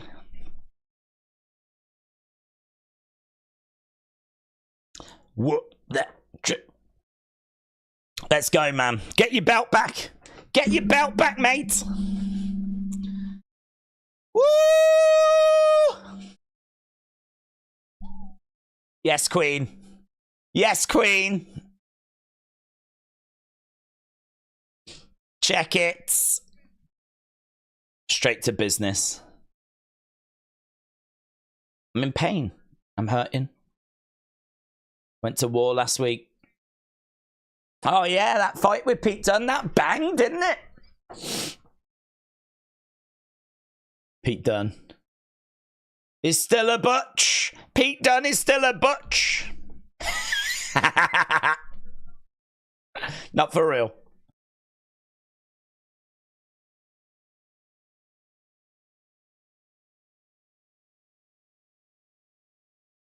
Somehow, some way, I am still the last man standing. In 2 weeks. 2 weeks. We're only 2 weeks away, man, from October 1st. 2 weeks from Roxanne Julia.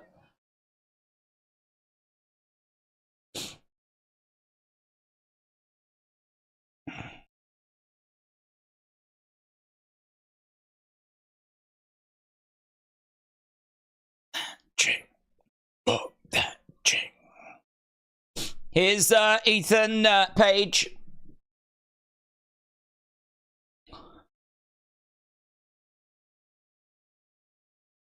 Why did you stop? Chick. Whoop that chick. Whoop that chick. Did the dance. Whoop that chick. He'd be good, wouldn't he? Thingy with Chick. Prince Nana. Does make me want to do that. Whoop that trick. Whoop that trick.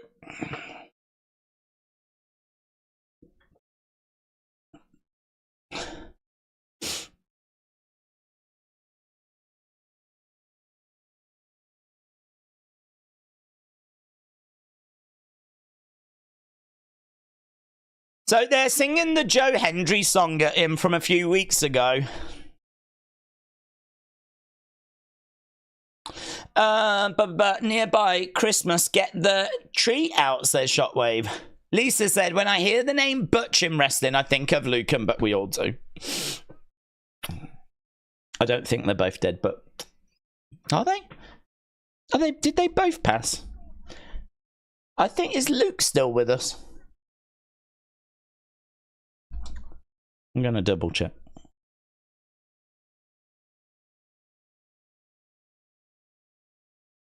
Okay, so Ethan's come out and sits down.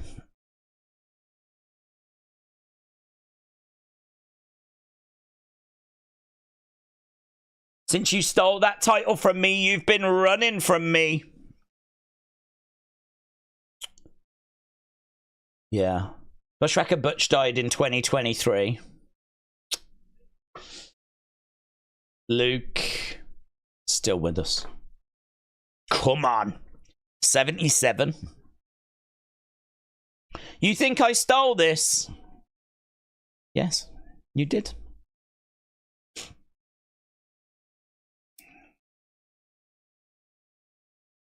I didn't steal nothing, says Ethan.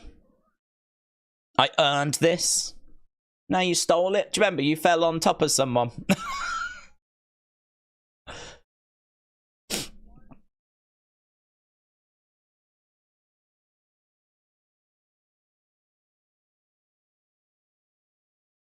It was shock. Do you know what I remember most?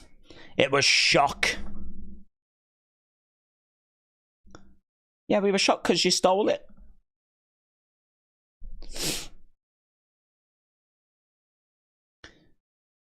You'll have a different expression.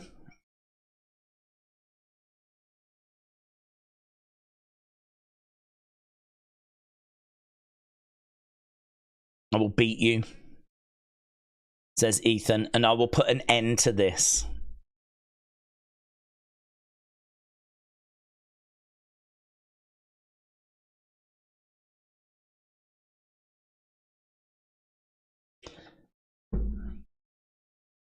What?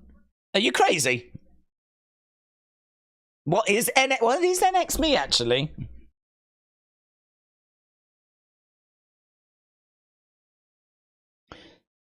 The NX me era is over. Kick to the midsection. Looks like Trick's about to go through the table. Oh, and he does.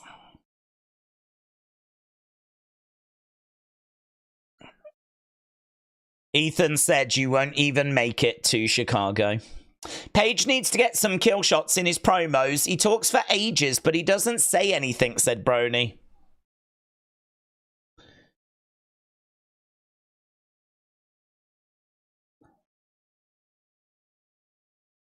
This place is falling apart with you as GM, Ethan says to Ava. Did he sign it? Did he even sign it? She brought the flipping contract out there, and I don't think he even signed it. Trick planted through a table. And that is how we have started the show. NX Me is cringe, says. I think it's probably meant to be. I think it's probably meant to be. I mean, said Daze, you keep doing pre-show. Yeah. We'll change it, but I don't know what we're moving on to. That's done now. That was a very short segment. Oh, is that Hammerstone?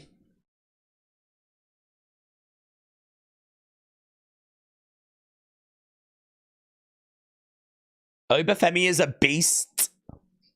And you should know that.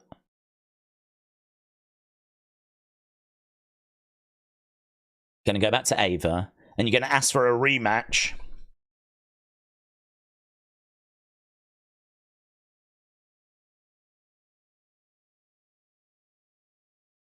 Are we gonna get a Hammerstone Tony situation?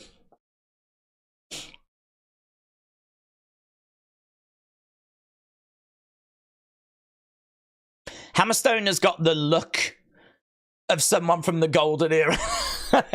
That's probably why I'm drawn to him. Tony said, I'll take care of you. So we are going to get Hammerstone against Tony.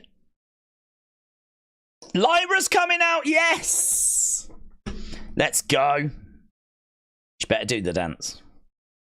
Even if she is engaged. So it is Lyra and Tatum.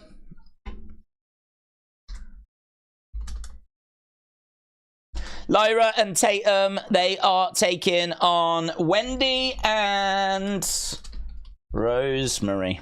Oh my God, I completely botched that. Completely botched it. Oh, you can't see it, but I can. This December. Andre, your Saturday obsession is back. Saturday night's main event. Rhea, Drew. Some of these just aren't the same, are they? WWE Saturday night's main events. Do you think there'll be loads of legends there? Could you imagine if they were doing that at the Manhattan Center? Right, if they were right now, I'd be like, I need tickets! I need tickets! They'd be like, hello? Who's this? I'd be like, I don't care, I need tickets! I need to go and see wrestling at the Manhattan Center, and it needs to be WWE. I danced a couple of jigs because I survived Trini, says William. I am not at liberty to say. You survived Trini, what does that mean? She's a man-eater. Big Time said, Daze, it's kind of wild that people still claim TNA is benefiting from this when they are selling out tickets and pay-per-view buys are up. Top stars getting exposure. NXT is the one that's not getting so much. Well, I don't know. I don't see people saying that they're not benefiting. You may. I don't personally see that. And if I did, I would tut. I'd go. And I would, like, roll my eyes like that. I'd probably shake my head as well, actually. Oh, and then sigh. It's quite a bit, isn't it, really? Tutting, rolling, shaking, sighing. It would bring all of that out in me. So I avoid all of that. It's a lot of work. I avoid that. I love Hall and Oates, says Corey. I don't know Hall and Oates. I've heard of them, but I couldn't name any song that they did. Was that them? Was the Pressure song them? Pressure. Pressure.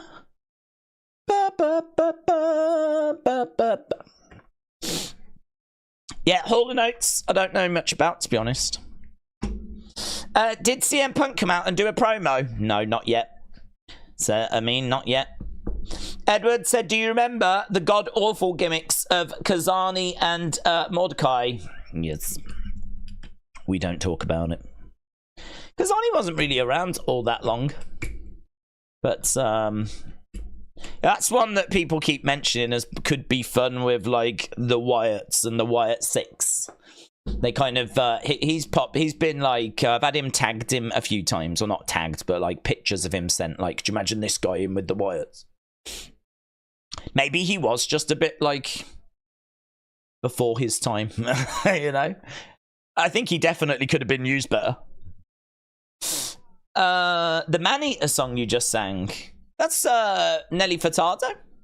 Man-Eater, make you work more, make you sweat more, make you more for your love. It's not Hall and Oates, silly. Unless there's a sample in there.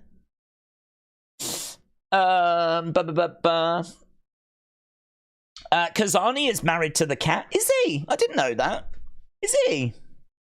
Oh, there you go. Look, you learn something new every day. She used to be married to Jerry the King, didn't she? And she got her boobs out. God bless that woman. Right.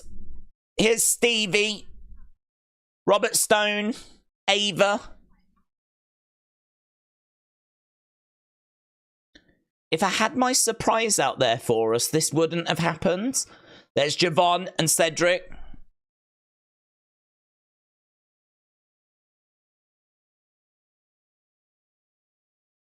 I came to shoot my shot. Look at him leaning on.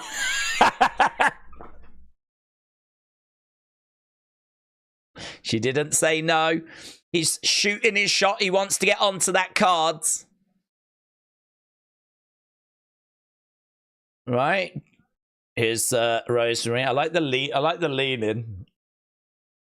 Here's Rosemary then coming out with Wendy Choo.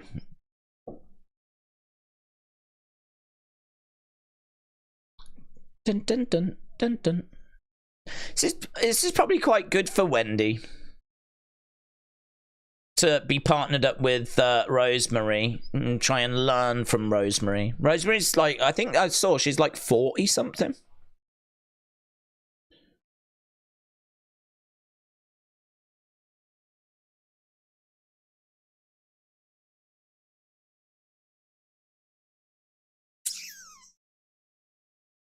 It's probably, there's some potential here with these two. Guzma, shout out, there's Lyra. She doesn't know. Poor Lyra, man. Poor Lyra. If you're Lyra right now, you're looking over the ring, you got Wendy, you got Rosemary, you turn and look at your tag partner, you got Tatum, Paxley, you're like, how have I ended up here?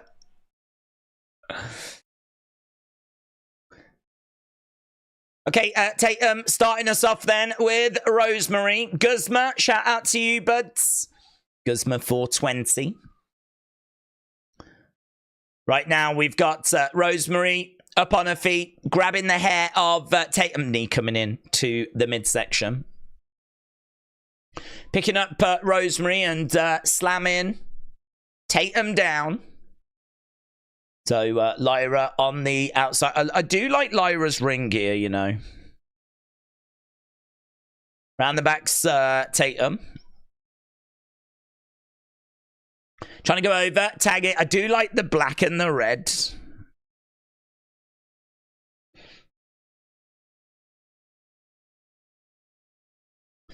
Tag. Oh, that was quite nice. They held hands and both dropped elbow at the same time. That was quite good. Back in the corner, Tatum going up. Lyra's got the arm. Double axe handle.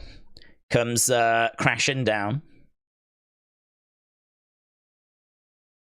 Again, over, trying to roll up, rolling up. Oh, I thought Tatum had her foot on the rope there. I thought she had her foot on the rope.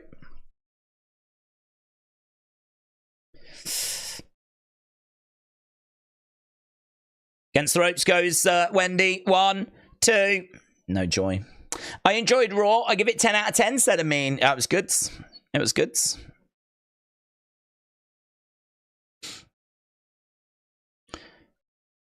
One, two. Kick out. Charging over. Nice drop kick. Down goes Wendy. Trying to go over. Crossbody. It's kind of interesting. I like that crossbody and the way that she stayed there. Quick tags being made. But here she comes. Watch out, boys. She'll chew you up. Oh, here she comes. Watch out, boys. She'll chew you up. Is that Hall & Oates, isn't it? That's not the same as man eater, make you work more, make you sweat more, and you work more for your love. Oh, here she comes. Watch out, boys, she'll chew. Oh, we did the hand thing momentarily. And then they both do drop kicks through the ropes. Steven said, how are you doing tonight? I'm doing all right, thank you. I'm doing about as good as Lyra Valkyria, who's having a lovely time this October. What is this? Unleash. Oh, is this Halloween Havoc? Have we seen a promo for Halloween Havoc? Little video package. Halloween Havoc. Sunday, October 27th.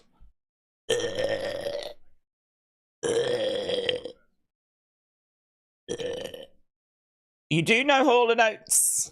Yeah, it's one of those where perhaps there's a couple of songs that I'll know, but Can I claim that I know them if I know a couple of their hits? You know.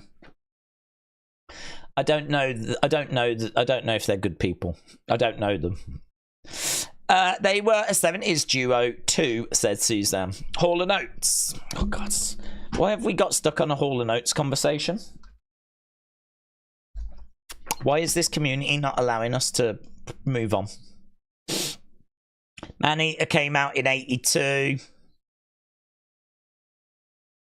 Out of Touch. She's Gone. Don't know these songs. I'll listen to Out of Touch right now.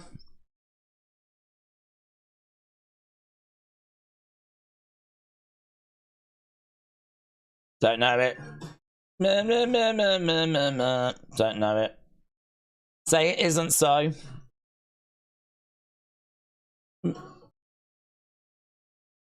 Don't know it. What's this one? I can't go. Oh, I can't go for that. Can't go for that. Is it that one? Can do. I can't go for. I know that one. I can't go for that. Can't go for that. No can do. Sucks. Well, it's got Maneater, but it's not as good as Nelly Furtado. What's this one? Private Eyes.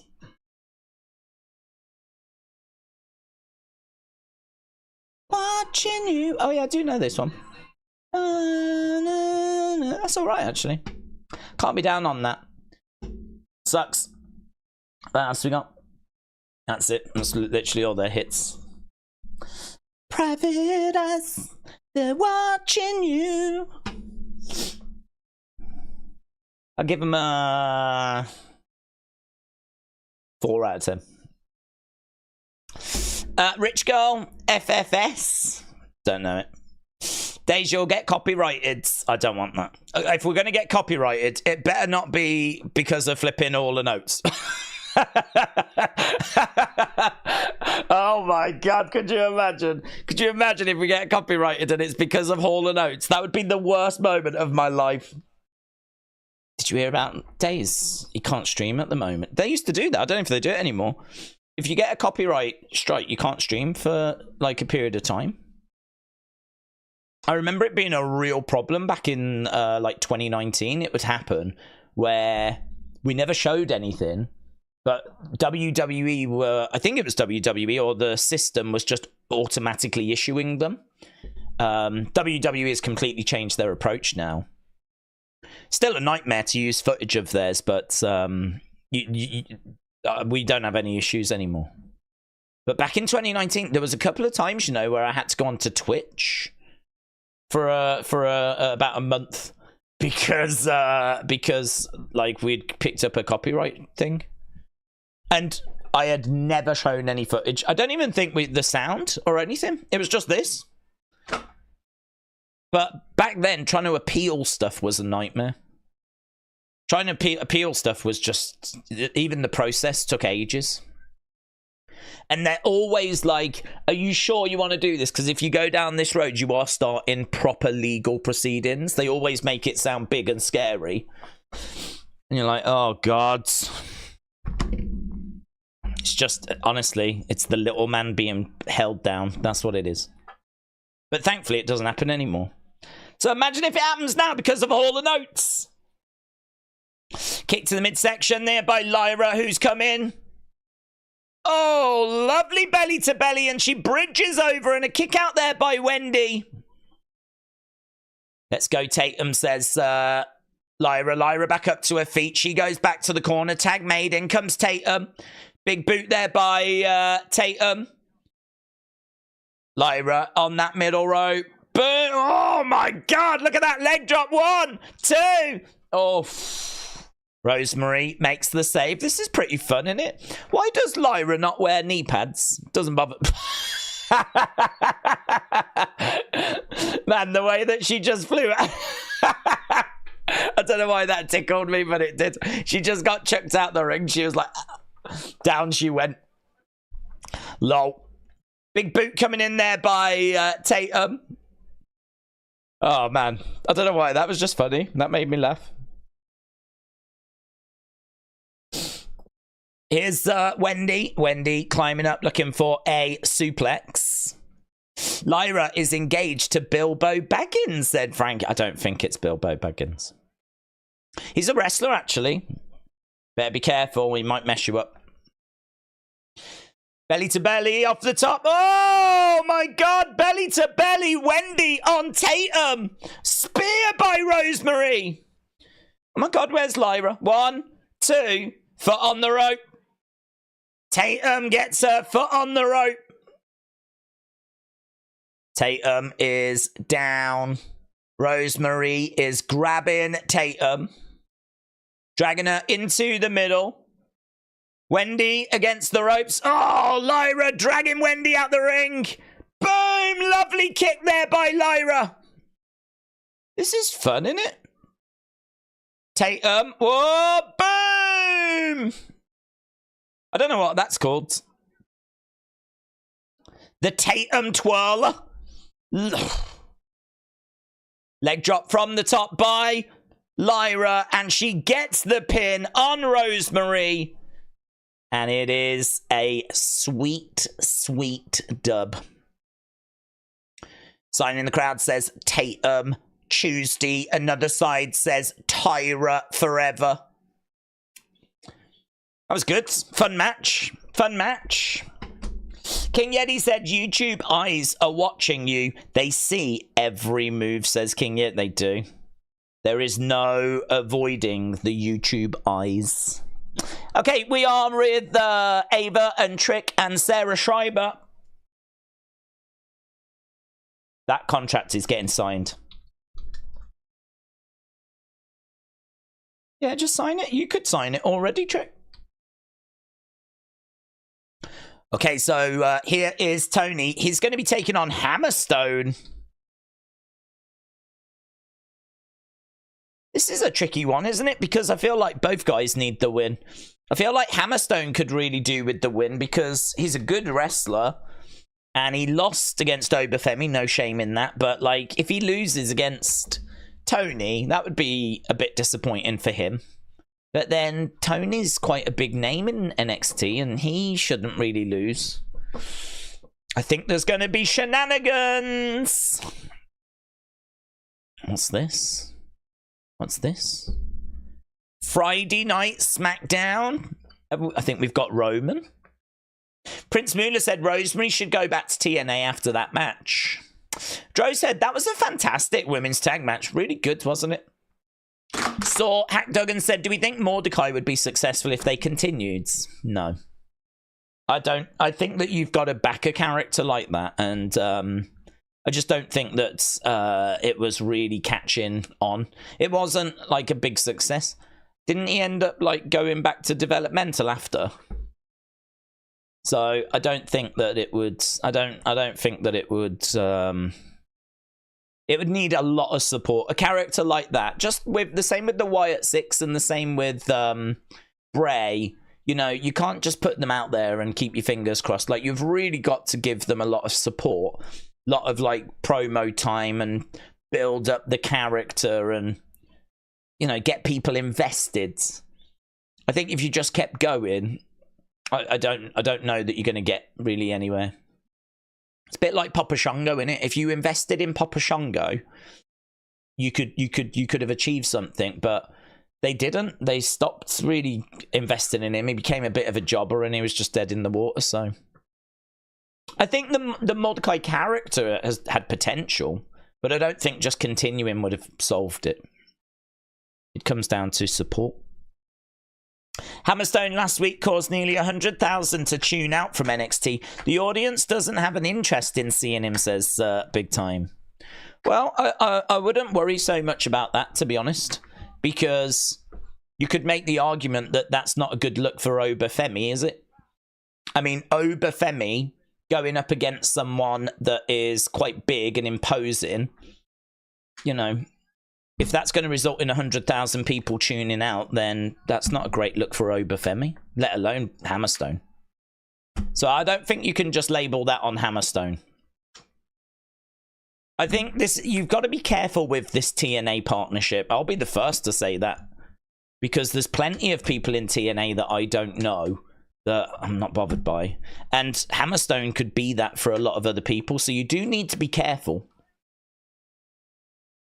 But I don't know. I don't think you can jump off the ship just because 100,000 tuned out last week. That's too narrow, too small picture. You got to look bigger picture. Borne is crazy. He destroyed everyone. Yes, that was fun, wasn't it? Zach said, what NXT has been doing is great for wrestling and fans. Max said, how would we feel about Team Liv, Team Rhea at War Games? Be all right. It'd be all right. I think you could do something interesting next. It'd be a load of women, wouldn't it? That would be a little bit more like a traditional Survivor Series match, where you go and get like some random partners, because I can't really think who Liv would get, and I can't really think who Rhea would get. You know, it might end up being like Rhea with Caden and Katana, and do you know what I mean? And then give them a fun team name, Team Mommies. Something like that. Team Mommies. Versus the Queens or whatever it might be. That would be a lot more old school, so I could see some value in it, but I don't know. I get the vibe a lot of people are done with Liv Rhea after Bad Blood. Here's Tavion then. No quarter catch crew.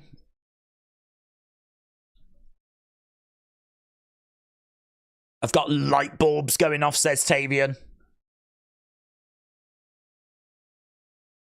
I need you and Myles to take this tag division by storm.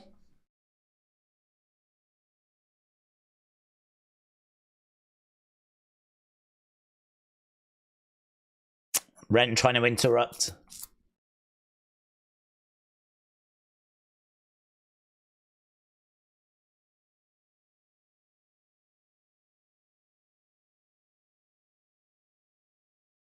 I need you to do something. Make a name for yourself.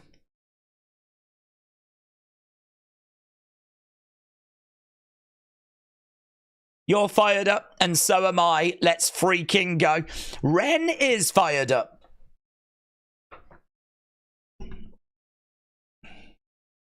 Okay, here's Tony. I thought when I was a kid that Mordecai would be the next Undertaker. I can understand that. I can understand that. But again, Undertaker was very supported when... because that was Vince's brainchild, you know. That was a character that he was waiting for the right person to come along to give to. And, you know, he would come out, the presentation, the slow walk, the wins, beating jobbers, putting them in body bags, having Paul Bearer, the entrance music, like... And don't forget, he arrives in Survivor Series 1990. By Survivor Series 91, he's winning the championship. Took Undertaker 12 months to get the WWE championship. I mean, he was so supported. So, yeah, I mean, I don't know. Had Mordecai been supported, I don't know why he wasn't. Perhaps because they already had the Undertaker. Perhaps that was part of the problem. Don't need another one. And Kane was around. It's one thing to have one Undertaker. We had another one kind of with Kane. By that point, it was a very different situation, of course. But yeah, didn't work. Hammerstone has made his way out. Are you streaming Joshua Dubois? I am. It should be down here. Do I need to move this to the top? I've been asked that twice. Are people taking this little information box for granted, eh? It was too slow. I even sped it up. And now it moves a bit quicker. Although it is still taking a little bit of time in it. Maybe I need to go faster with it.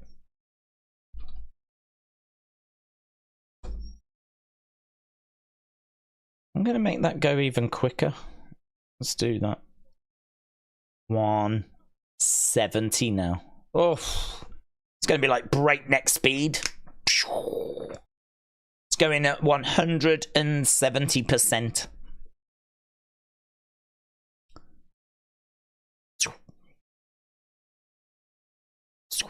Probably couldn't it? I'm gonna make it go quicker. Right, we've got Hammerstone in there with Tony. 200%. It's 200% now. Unseen. Got it. Go. Go. Okay. James. It's a good picture, that is, James. Raw. Go. Go on. Yeah, even at 200%, it's a bit slow, in it. It's a good picture, that is, something. Right, we've got Hammerstone in the corner. Big right hand coming in there by Hammerstone. Against the ropes goes Tony. Kick coming in. Randy has got 14 world titles, said Jeremy. Rob said Hammerstone just goes to show when you leave one workplace for another, double check things before you leave the last time. He left his first name at his last job. Shoulder tackle there by Hammerstone. Over in the corner goes Tony as Hammerstone charges over. Big boot there by Tony. Need to end this poll, actually, because people are going to get confused, aren't they? People are going to get confused.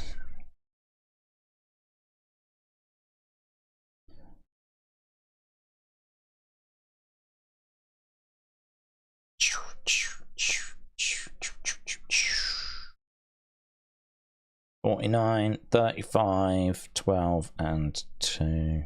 Good 98. So Ober's watching backstage. So that got a good rating. That's a shame.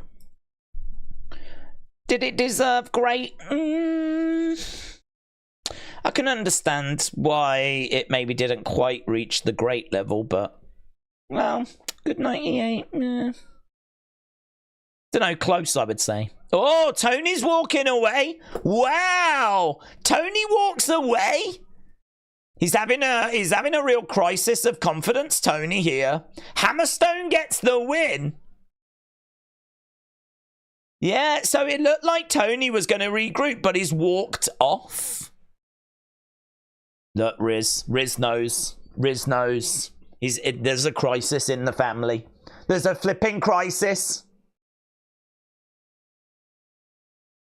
He's not getting it done, is he, Tony? I like this. I like the look at the shock on Booker's face. A lot of soul searching.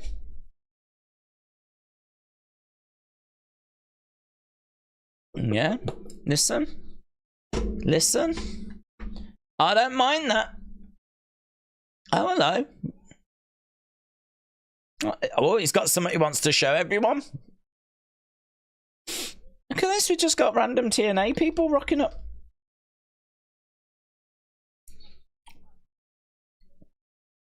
This is why we didn't. Oh, he's found some footage. So, are we going to make out that Wes attacked Trey? So there's Trey. This is dated September 8th. This was 10 days ago. He gets in his car. Here is Wes running over. Opens it up. Boom! Throws in some kicks. Bang! Slams the door on him. And again. Yeah. Is that meant to make me hate Wes? Because I think that's cool. Oh, that's cool. He ran up to someone in a car park and he mugged him. He murked him, mate. That's cool, that is.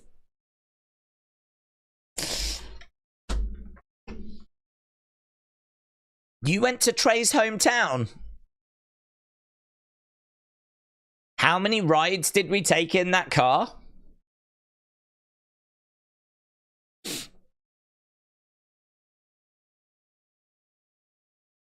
Maybe Mr. Solo Star is still bitter that I got my hand raised at No Mercy.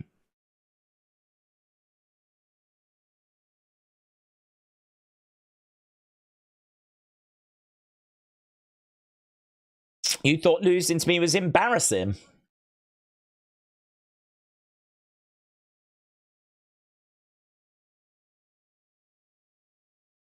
The pain I'll put you through in our street fight will be 10 times worse. Wesley is savage, said Marcus. James said, I called it. Alex said, for a second, I thought Hammerstone was Heidenreich. I'm not sure that's a great comparison for him. I enjoyed Bronson Reed. He threw a fan, said Amin. I know. You just don't know what's going to happen. If you go to a WWE show, you might get yeeted. Here is... Oh, I thought I was going to be CM Punk. Who's Tyrese Halliburton? They're booing him?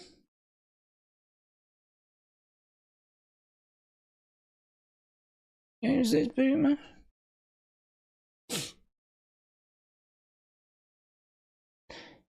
Pacers suck. Your t-shirt's great. I love his shirt.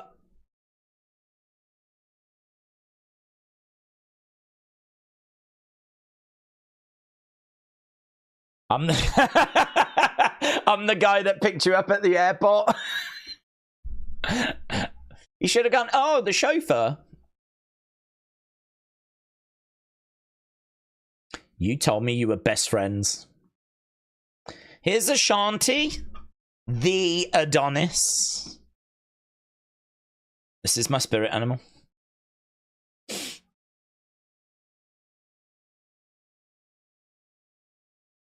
Look at him with his shield attire from the Wish.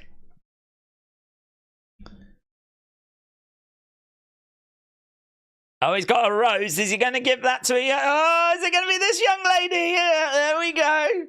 Oh, there you go. Oh, this is for me. Oh, my God, thank you so much.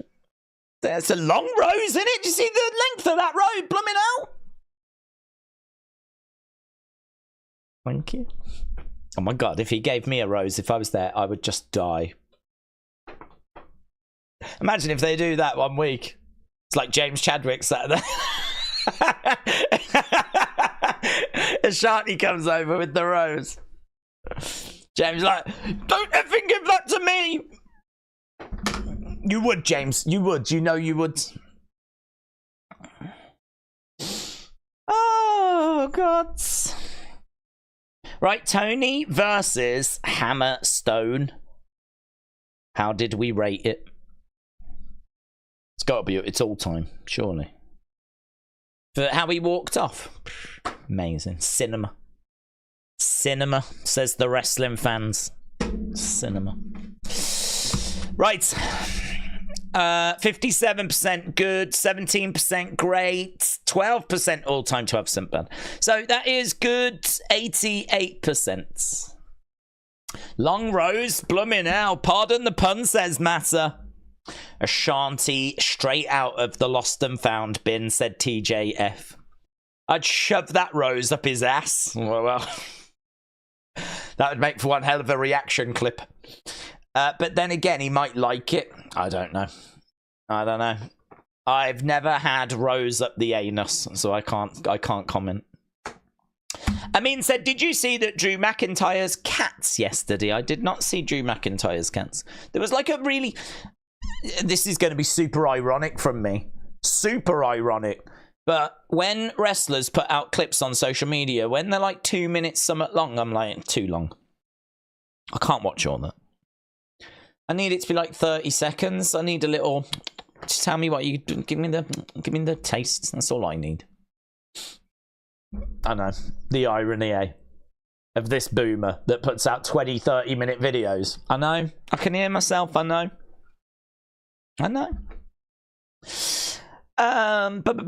A rose in the arse. That's thorny, says Matter. Yeah, it's a thorny subject, that, isn't it? Big Time said, Daze, the NXT PC crowd has been really bad as far as enthusiasm. It hurts the show sometimes. Yeah, I don't know if... Numbers-wise, I think they're well down.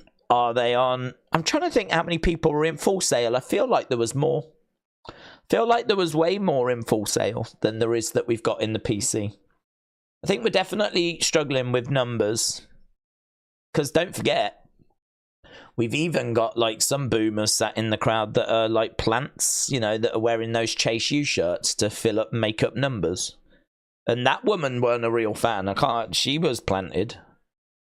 So, and I'd imagine there's a few friends and family that are there. So there's probably only about 5 fans in the crowd. All the rest are plants. So, yeah, it's a very different vibe from Black and Gold.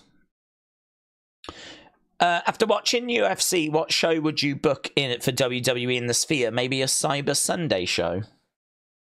It'd have to be a big show. It'd have to be WrestleMania or something, wouldn't it? It's got to justify the cost. That's what I keep getting stuck on, because 20 million for that flipping show. It's going to have to be something absolutely... Imagine the Rumble, though, with the countdown clock on the thing.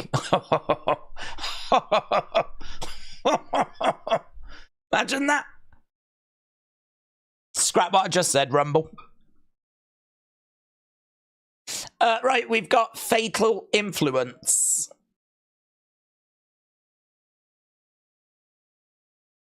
Imagine the buzzer when it goes off and after the countdown. It's so loud in that.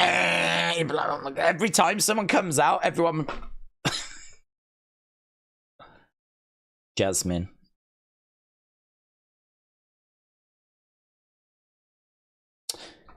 This women's division is becoming the Fatal Influence women's division. Fallon Henley, Jacy Jayne, Jasmine.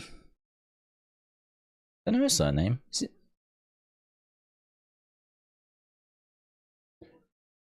Lola.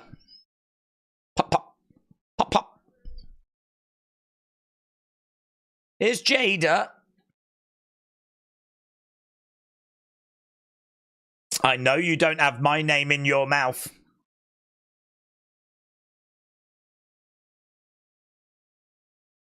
Where do you think you're going?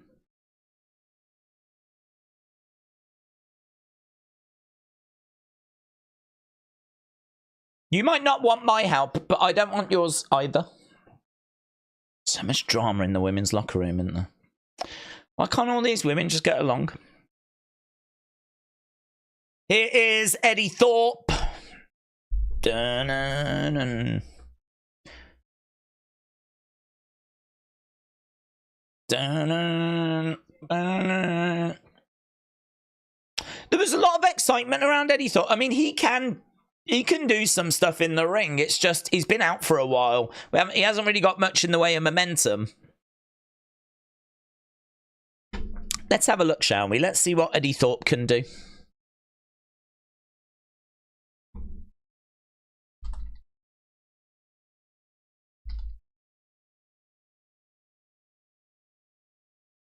If you don't know, then you don't need to know.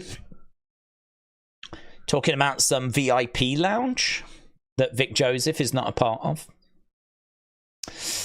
Why does Eddy Thorpe's entrance remind me of The Miz, said TJF. I don't know. Daze, you need to be in charge of the women's division. You know how to handle them. We'd sort that out, mate.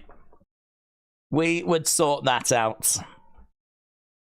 I'd be like, right, you lot, you're putting on a lot more clothes. Let me tell you now.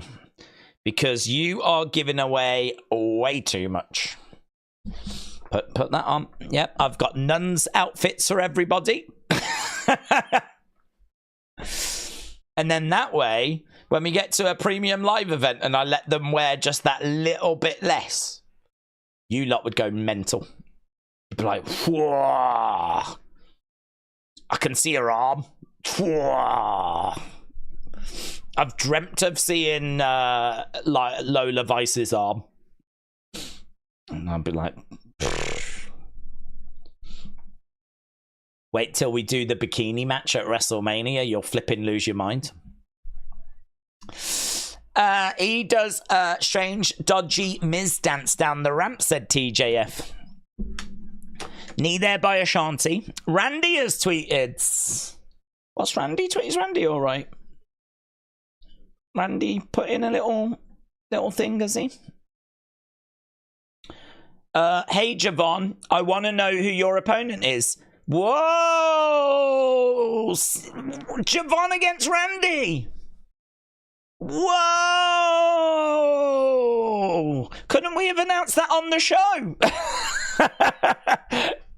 Whoa! Hey, Javon, do you want to know who your opponent is? See you in St. Louis. See you in St. Louis. Wow. That's impressive. That is impressive.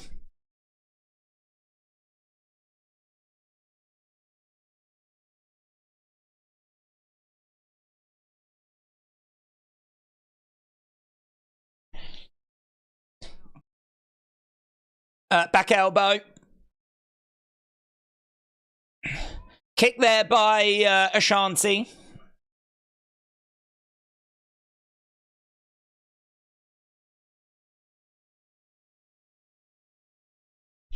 So Ashante and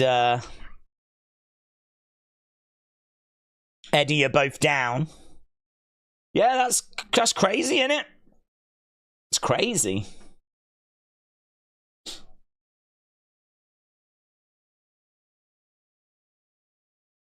Here we go. We've got Ashante. He is up.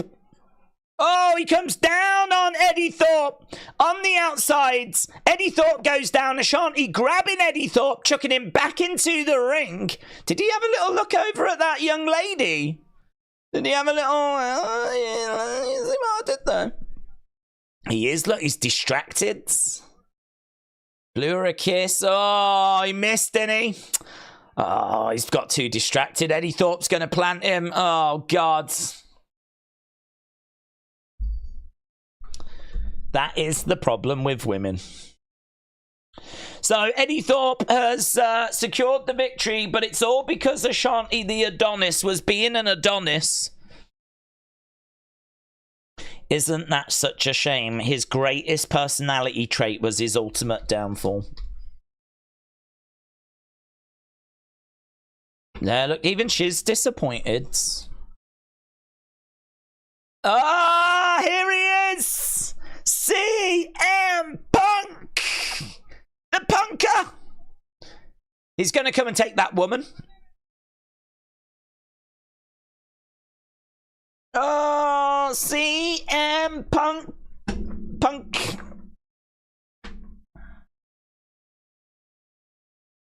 Punk next.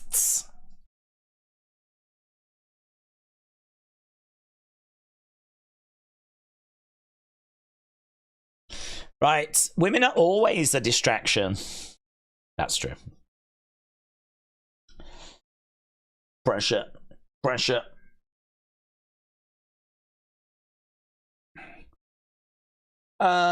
Riz always has a slight look of disgust on her face, says A. Jobson. TJF says Punk. Vic said CM Punk is next. Albion Beat said, let's go. Corey said, Daze, the reason they can't get along is because they are together. They start to be on the same cycle. I ain't getting into that conversation. Corey, you're on your own. You're on your own. I'm out. I'm out. Just like on Shark Tank. I'm out. Just like over here. We don't have Shark Tank. We have Dragon's Den is what they call it here. And they go, I'm out. Well, Corey, I'm out. I'm innocent. Look, I'm innocent. Days, here we go. Joshua Dubois, I saw it. I've sped it up now, so it should be. I really love that thumbnail, you know. I didn't appreciate how good it was at the time. Big Time said, has there ever been a main roster appearance in NXT that's had a bigger impact than Becky?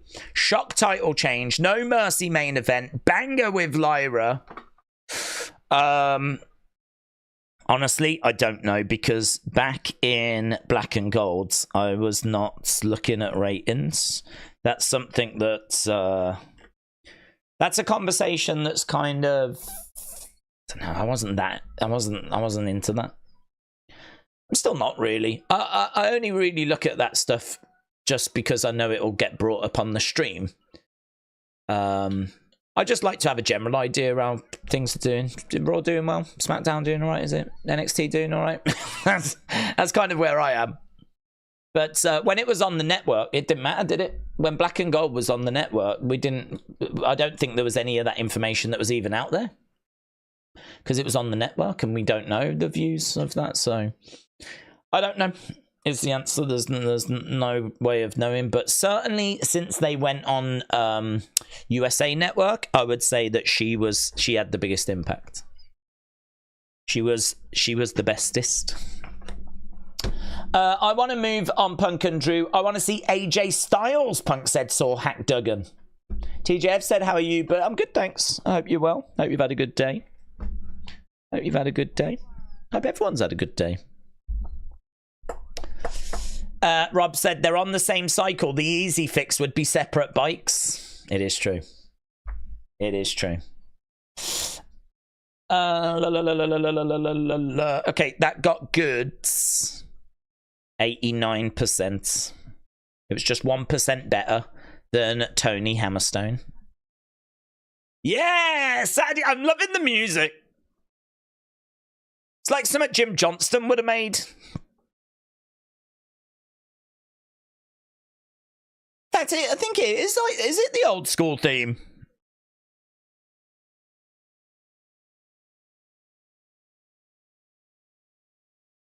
I think it is, isn't it? Dun, dun, dun, dun, dun, dun, dun, dun, dun, dun. So good. That music is so good. So good. Here's Thea and Riley. Thea's sad.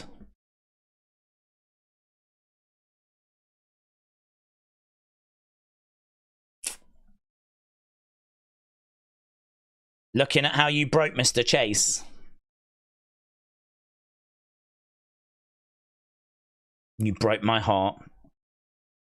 You broke my heart. I hate that I was right. No, you don't. You love it. You love it. No one hates when they're right. I hate that I was right. No, you don't. You shut up. You shut up.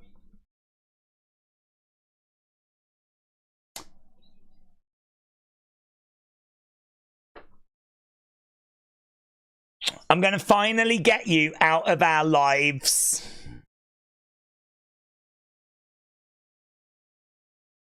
CM Punk, CM Punk, CM Punk. Here we go. Straight edge. Yeah, man.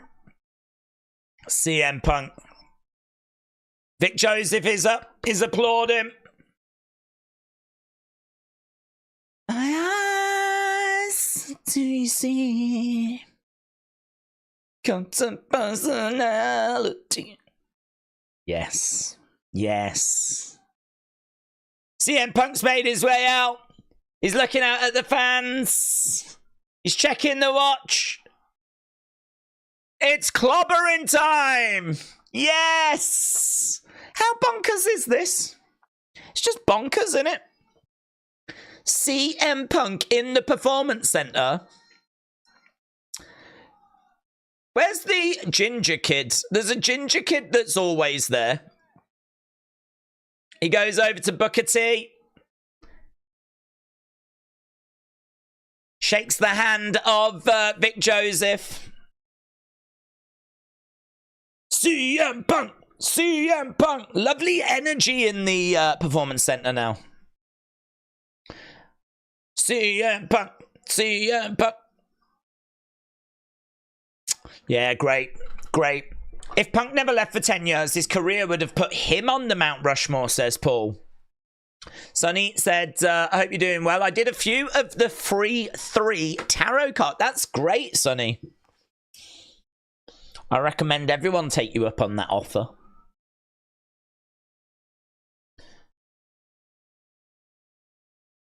CM Punk. CM Punk. CM Punk. CM Punk in the ring. I'm in a bit of a different mood. Did you see Raw? Yeah, he was in a bad mood, weren't he? Yeah. Okay. That's fine. I didn't want to be in a bad mood. I wanted to have some fun. Yeah, we want to have some fun. Didn't like moody, I'm going to die CM Punk. I see all you beautiful people. I've never been in the ring in this building. This is pretty cool.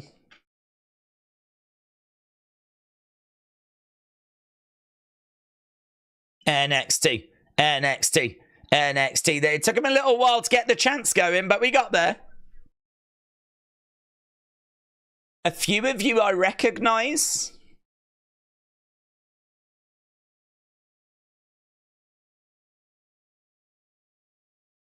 I would hide over here to watch the shows. We saw you. We saw you.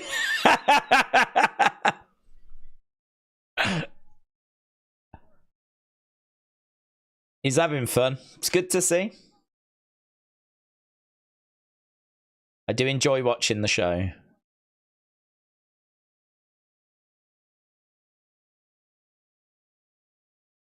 They're on national TV on an early stage.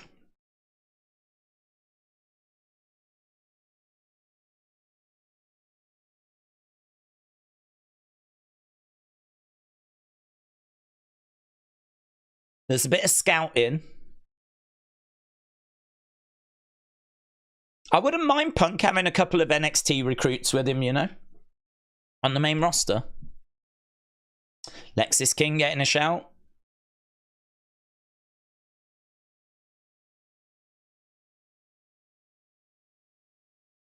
Carmelo Hayes. Bit of applause for him. Ethan Page. Not much love there.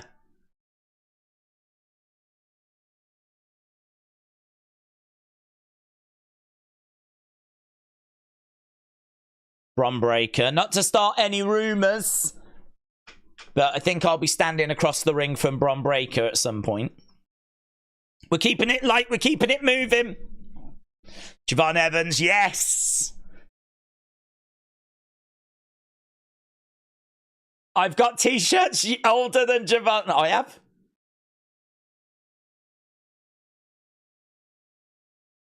I love you. I love you too. Yes. Yes.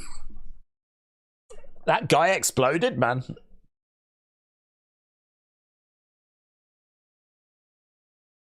Here we go. Here we go. Debut, Chicago. I asked. I begged if I could be a part of it.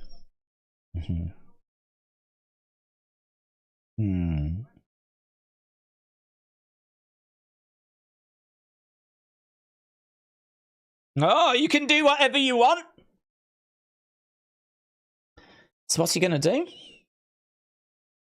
No, Roxanne, what are you doing? No, we're just about to get to the good stuff. Oh, what are you interrupting Daddy for? Oh, you know this was his idea. You know this was his idea. He was like, Roxanne, come interrupt me here. He loves her. He loves her. I hope she cooks him. That would be fun.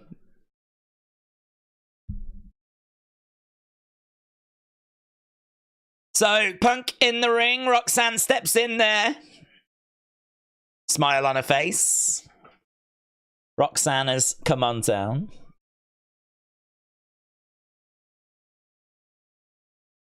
Punk's like, okay, give it up for her. Sorry to interrupt.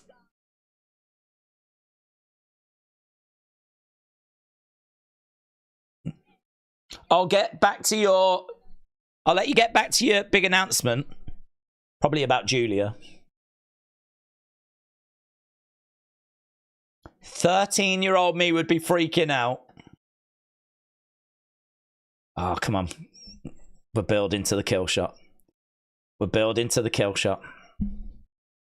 13-year-old me would freak out. But 21-year-old me thinks you're washed up. That would be a great line.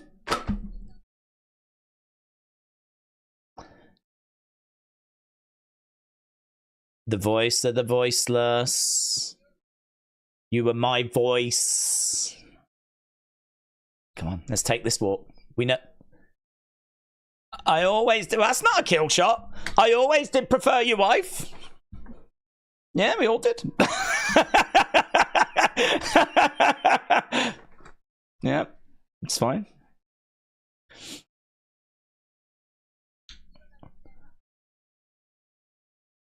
Yeah. You didn't realize how happy I was when you returned.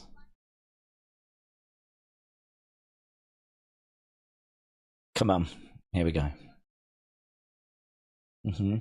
I realize. Yep. Yep. I should have been a Drew McIntyre fan.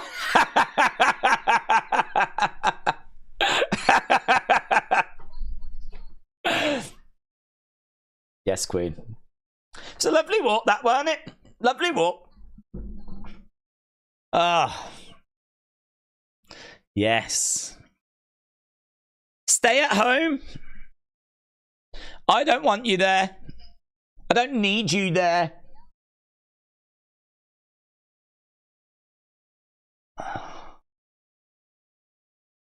When I beat Julia, Chicago won't be your town. It's going to be mine. Yes. He's going to come back with a... Isn't he? I saw guest ref being mentioned earlier. He can do whatever he wants. Julia's gonna kill you. Julia's gonna... Shut up!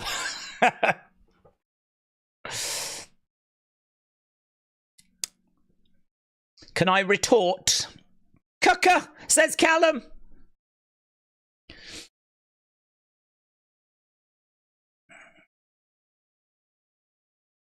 I don't care. I don't care how big Julia is in Japan. I'm big all around the globe. Tell me when I'm telling lies. She's very AJ Lee in her delivery, isn't she, as well?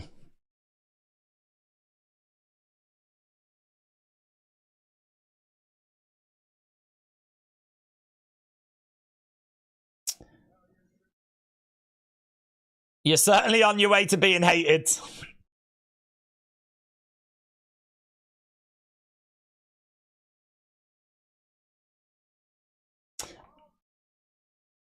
The ball's on Roxanne. Maximize your minutes.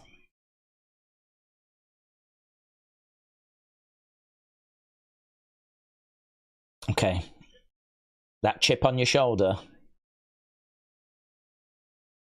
I used to have one. It was about the same size as you.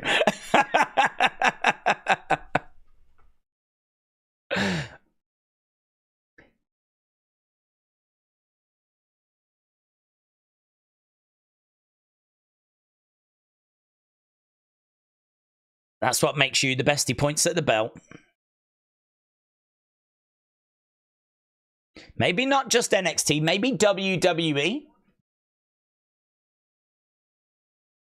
Oh, great match. Yeah. Talking about Bianca, EO.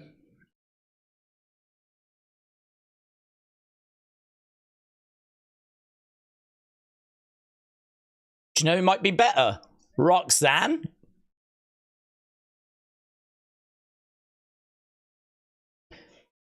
None of that's going to matter when you get your ass handed to you by Julia. Yeah. Oh. We can talk about Julia. Yeah, can we? Where's the going? Guest ref. Whatever the announcement's got to be, it's got to involve Roxanne.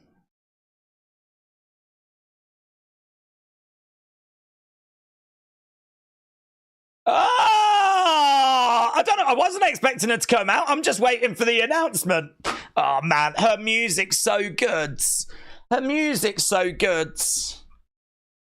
Ah, Queen. Queen. The Queen's here. Julia making her way down. Yes. Yes. Punk doesn't look... Punk's really not happy with being interrupted, is he? They just cut to Punk. He's like, what's happening now? Am I ever going to get this announcement done? Punk in the ring. Julia has made her way down. Roxanne giving her evils. Oh, Queen's gone cowboy shopping. Look at them cowboy boots. Roxanne. The countdown is on. You have 2 weeks left. The countdown is on. You have 2 weeks left. Oh! Roxanne went to attack Julia from behind. CM Punk.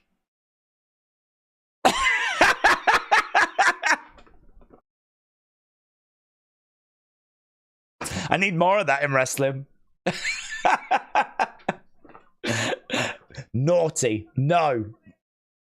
Bad champion. What's the announcement? Oh my God. So what's the announcement? CM Punk.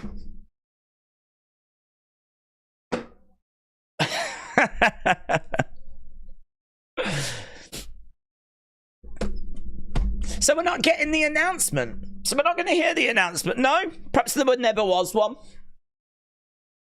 There never was an announcement. We all just got our hopes up and our hopes were dashed. Julia feels more like a heel, said Johnny. Akim said, what's the announcement? We don't know. Fun little segment, though. It's just, it was building and tease. I'm sure we'll find out by the end of the show. Whoa! Wow! Ren was just like, I've been told to make an opportunity for myself, so... Slap the taste out of Kalani. Wow. It's a Tony Khan announcement joke, said Mr. Unfamiliar. Oh, I think he would have said he would have to tease a massive, huge announcement, wouldn't he?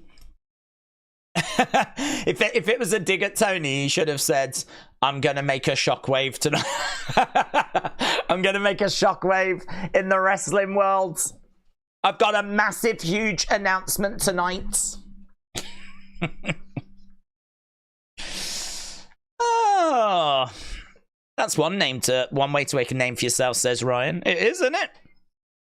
Fair play. I like that no-nonsense approach from Ren. I've been told to make a name for myself, so... Akeem said, what language is Julia speak? Well, she's Japanese. I think that her command of English is very limited. Certainly, the way she talks, it doesn't sound like it's fluent, does it? I think that they give her like a couple of lines and she maybe practices them. Or perhaps she's like, she knows how to speak, but like it's just I mean, I don't speak any other languages, so it's hard for me. But I could totally understand if I had to stand there and speak in a different language. I'd be like, what's that word? Like, it does seem a little bit like there's a process rather than she can just go blah, blah, blah, blah, blah, blah. So definitely an area that can be improved for her, but seems like she's got a grasp. I couldn't... I wouldn't know Japanese if it punched me in the face. So the fact she's able to even come out with English and it be understandable is a great starting point. But I said the other day, I think if you are a foreign star, like, this is your job. You're on TV. Like, you know, you're not just working a live event. You're on TV. So I don't think it's too much of a request for foreign talent to, you know, try and pick up the basics of English. Just like if you go to New Japan and you're going to be on Japanese TV, I would expect that you try and pick up the basics of Japanese. Because I think it helps, massively helps. Anything that takes that barrier away or can make you connect with the fans a bit more, I think that's a massive help. You might not use it all the time. You might want to cut promos in your native tongue because you can communicate better, more fluent. You can get more emotion across. But there's going to be times there, like with Julia, where she's got in the ring and delivered a couple of lines, you know. So a bit of work maybe needed to be done there, but well, not down on it. Right, we are at commercial break. We got 40 minutes left to go. Kian said, "What's the announcements?" Don't know. Well, I think we find out by the end of the show. Japanese, English, says K-pop lover. Julia's dad is Italian. Her mom is Japanese student studying in the UK, and she was born in Camden, says Kim's Trains. The announcement is that AJ Lee will return to NXT in 2 weeks. Oh, I don't know about that. I don't know. I think if AJ's coming back, is that really where you would bring her back? AJ coming back is such a big thing. Bigger than the launch episode of NXT for me. That's Rumble level.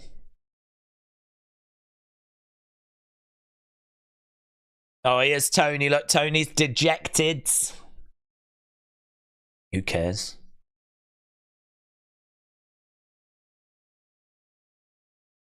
You're the one that can beat him. What's going on? Are you hurt? Yeah, his heart is hurt.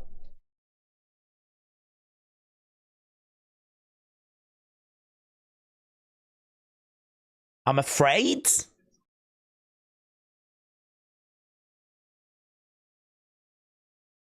I'm supposed to be the Don.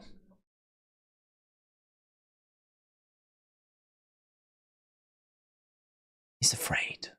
Scaredy cat. It's different with this guy.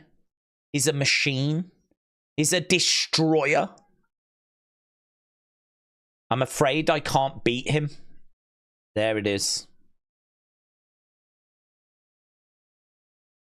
I'm afraid I can't beat him.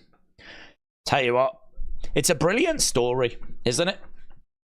It's kind of like Wrestling 101, really. You've got to face like a big challenge and you're worried you're not going to be able to do it. It's good, that. Simple. Understandable. Relatable. Puts Ober over. But if Tony does it, it puts Tony over. It's good. Sometimes the best things in life are the simple things. Right, no, quarter catch. No. Quarter catch crew versus Javon, the young OG. Gotta tell you, I think the show matches, you know, they are what they are. We know that this is the developmental brand. We know that it's not going to be banger after banger after banger. Outside of that, though, I think the show has flown. You know, we've got 38 minutes and a bit of an overrun. And it's been a lot of fun. I've really enjoyed it. I think he'll come get over it and beat him, says Wrestling Prouds. It's like Rocky all over again, said Greg. It is. You're right. 1, 2, kick out. He looks like he wants to cry. All the best wrestlers cry. It's like Ricky 3. It's the best of the Ricky films. That is Brandon. Ricky 3. NXT is cooking again, said Nathan. Even though NXT ain't banger after banger, it's still better than SmackDown, said TJF. That was a hard drop kick, said Wrestling Proud. Well, right now, Tavion in control. He's got Japanese writing on his arm sleeve. We are going to have the contract signing that's going to be hosted by Tyrese Halliburton. No quarter catch crew versus G-Von. And it's Cedric in it. I've put Ashante. It's flipping a Cedric.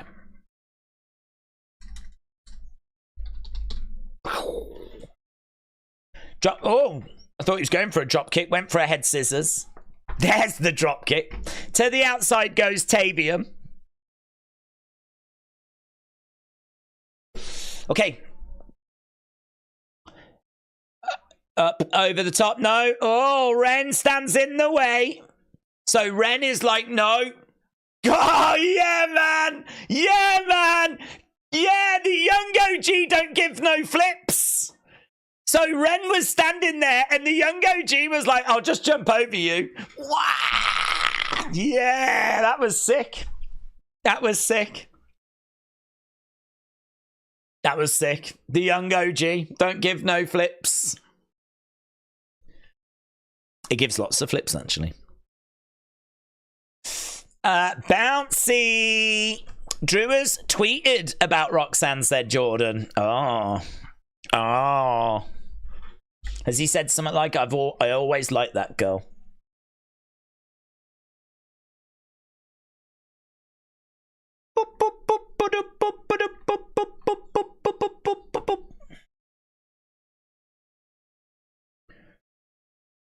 Let's have a little look, shall we?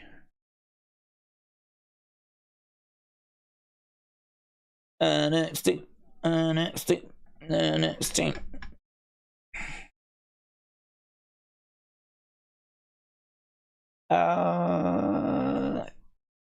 Brandy.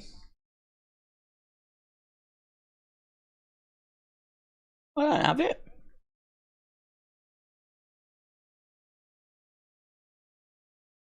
I don't have it. Drew McIntyre.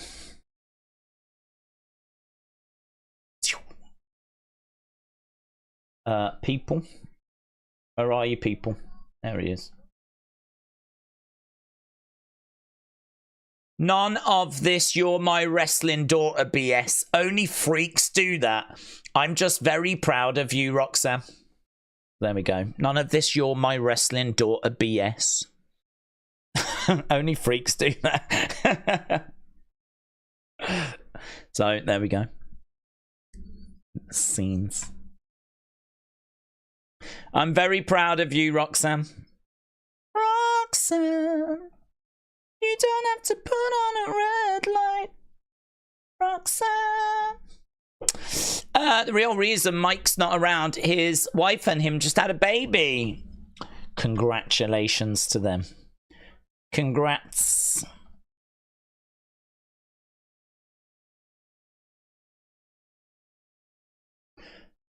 Okay. We are at commercial break. I can't wait to see Randy hit that RKO on Javon whilst he's hitting his crazy high cutter. Oh, God, it's going to be so good. It's going to be so good. They haven't announced it yet on the show, which is quite a surprise. I'm guessing it's going to get announced on the show. I mean, you don't just make an announcement like that, do you? And don't add it to the show. Right. Javon is going to be taking the sickest RKO. What if he beats him? What if he beats him?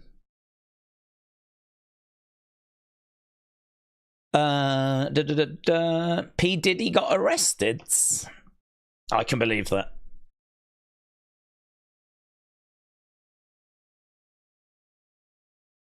Okay, we're going back to the action.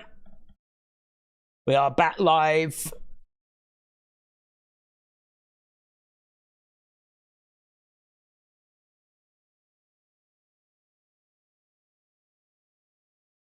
So right now we've got Myles keeping Javon down. They will prey on Diddy. Diddy didn't do it. I don't know what he's meant to have done. I saw the footage of him with... I saw the footage with him and that girl. Singer, whatever her name was. Needs it. It's probably that, I'm guessing. Green Shirt Guy said the last Saturday night's main event was 16 years ago in 2008. It featured Cody, Ted DiBiase, JBL, and Kane teaming up against John Cena, Batista, Crime Time, CM Punk as guest commentator, Edge, and Jeff Hardy.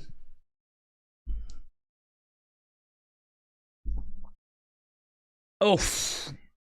That sounds awful. Sounds awful.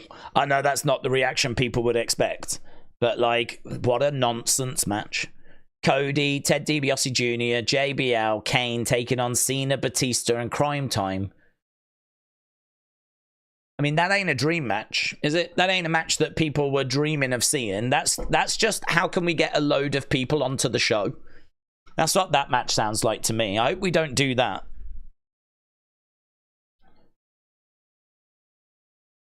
Big shot there by Javon.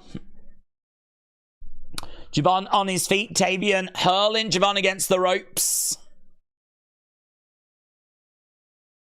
And down he goes. Did, or it is. Child traffic. Oh, human traffic. I've not heard about any of that. Oh, seriously, I haven't heard about any of that. I saw the footage of him with that woman by the elevator. I saw that. I haven't heard anything about no human trafficking. Right, we've got Tavion over the other side. We've got Cedric running over, colliding into Tavion. Tavion down. Tavion's got a decent size to him. Drop kick to the side of the head. Cedric looking out at the crowds. Coming over, grabbing a hold of Tavion, looking for a suplex. Shot to the midsection there by Tavion. Oh, driver! 1, 2. Oof. I don't like the stocking, the single stocking, the leg covering that Tavion's got on. That's not quite my... I don't know, it's a bit strange. I've not seen it before.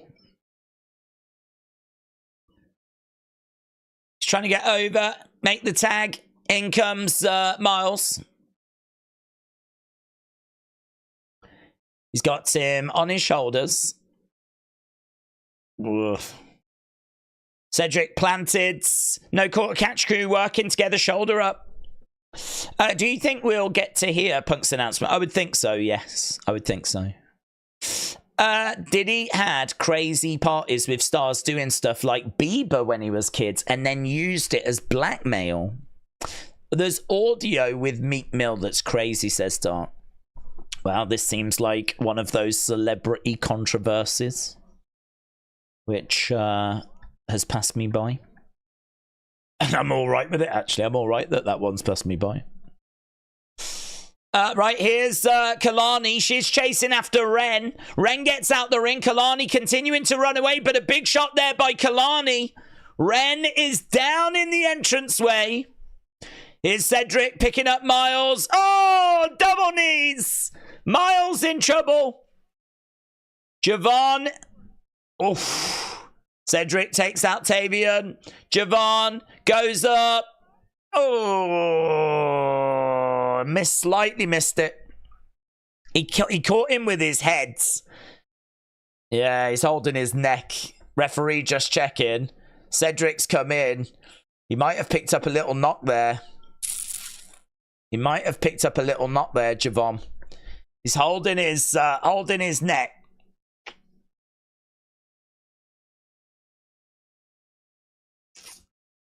Didn't go well, that, did it? Look what Randy just posted. Well, we might have to scrap it if Javon's just knackered his neck. Hey, Javon, want to know who your opponent is?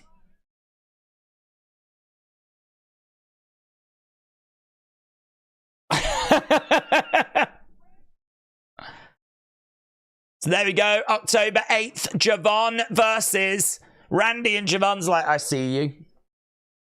I got something for you. So there we go. They've announced Randy and Javon. Right, here's Ridge. In the background is Sean Spears. Next week, there is Brooks.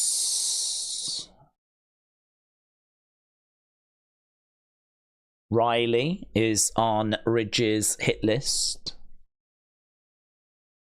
What's this bromance that's blooming here? Are we doing this?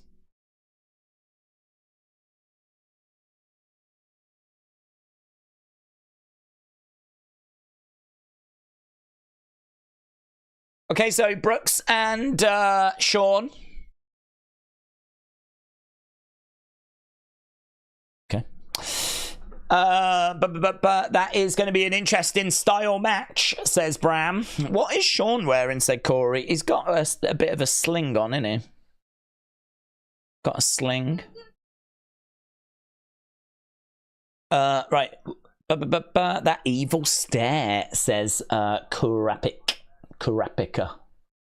Kim Shane said, will Ciampa run out after the match and hit an RKO and nowhere in complete silence? Hey, what happened to them? Have they still done them? I haven't seen one of them in weeks. The Wednesday things. Yeah, that's a good point, actually. I haven't seen one of them in ages. That's just sort of gone away.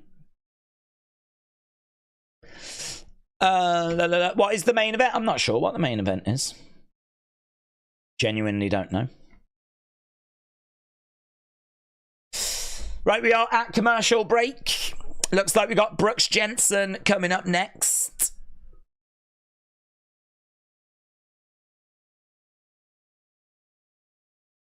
Right, Enter the Darkness, the Undertaker promo. Yes. Rest in peace. If you want the Phenom, the WWE Network, it's got everything you could ever want. Although I did see some footage from WWE Vault where Undertaker gets into a lift and Razor Ramon is in there. And like he's dressed as Undertaker, Razor's dressed as Razor. Razor kind of gives him a side look. Undertaker gives him a side look. And it's at some hotel. And they're both in full costume. It's like some, I don't know, I've never seen it before. It's like some unseen footage of him getting in. And it's only a few seconds long. It's not that long. But for some reason, there was a cameraman there. I wonder if there's more footage. I'd love the whole ride of them just sort of looking at each other. Doors open. They're trying to figure out who steps out first. So yeah, that's a short that's on the WWE Vault channel. Some good stuff on that channel if you've not seen. I don't know. I don't quite understand what it is, to be honest. Is it stuff that's not on the network or stuff that they're just finding in the vault? And I don't really get what it is. Are they just pulling stuff off the network? I don't know. I think they haven't done Out of Nowhere Wednesdays because Randy hasn't been on SmackDown recently, says Nicole. That would make sense. They could do weeks, though, where they try and train. They did a week, didn't they, where they went to the Performance Center and they were, like, training, getting ready. So they could find a way of doing a few weeks where they get ready for when they see him next time or something. But it's not that big of a deal, is it? It's just been a fun little thing, really. It's done well. Is this NXT must-watch, said Amin? No. No, I wouldn't say it's must-watch. I think we're just building for the show in a few weeks where we have the first week on CW Network. That's must-watch. It feels like those 2 weeks, those first 2 weeks, they're must-watch. This is just planting the seeds, you know? I mean, really, what did we get from the CM Punk segment? Nice little back and forth with Roxanne. A tease of an announcement, and then we didn't actually get an announcement. So, I don't know, I can't say it's must-watch. What I would say is if you are watching, I would imagine you're having a good time. So there we go. Randy against Javon. It was announced online, and that match is going to bang. We're going to cook. We're going to bang. Okay, we need to get a poll up because... here's Dion Lennox. I'm guessing he's taking on Brooks Jensen. Right, we do have a poll that's just gone up. That is for No Quarter Catch Crew against Javon and Cedric. We are moving on to this one. I don't think this match is going to take that long. This has got a little bit of a squash written on it. Dion versus Brooks. Bella's sounded. Both of these guys could really do with a win. Shame that we didn't get an entrance for Brooks. Brooks coming over, grabbing Dion, hurling him across the ring. Brooks again going over, grabbing Dion. But Dion chucking Brooks, nice. Hip toss. Drop kick there by Dion Lennox. We haven't seen much of Dion Lennox. He's a new star that's coming through. Sleaze Boy said WrestleMania Dream Match. Lashley's sisters versus the Old Day. Let's go. Dream Match. I might try and get another one of those reaction videos done tomorrow, you know. I think what I might do, though, is I might just try and edit it this time. I don't ever edit really videos. I might try and record it. I reckon I'll record it. It'll probably be 20 minutes long. I'm going to see if I can get it down to 10. So it's snappy. So, yeah. So my plan is that I'll do an opinions video for the second channel. We'll do an unseen video. And then I'll try and get up a reaction video later as well. Busy, busy, busy. Okay, Brooks with a suplex. Nice. Dion is down. Sean Spears, of course, at ringside. Brooks is up. He's going over. He's going to grab these glasses. I thought that he puts the glasses on. I can see. He's going to break them. Whoa, Dion screams in his face. Starts unloading. Ah, oh, big clothesline. And again, where did the glasses go? Dion all fired up against the ropes goes Brooks. Big back body drop. Boom. Oh, so the glasses got thrown across the ring. Not today. Yeah, in all fairness, glasses are quite expensive, you know. Roll at 1, 2. Kick out there by Brooks. Kick out by Brooks. Brooks, 1, 2, 3. I didn't see what he hit him with. I didn't see what he hit him with. He just hit him with some sort of move. Okay, good. 98. Dion against Brooks. Let's get that one up. So I'm guessing main event is probably going to be the contract signing, is it? So there's a handshake there between Brooks and Sean. What's this? Wesley.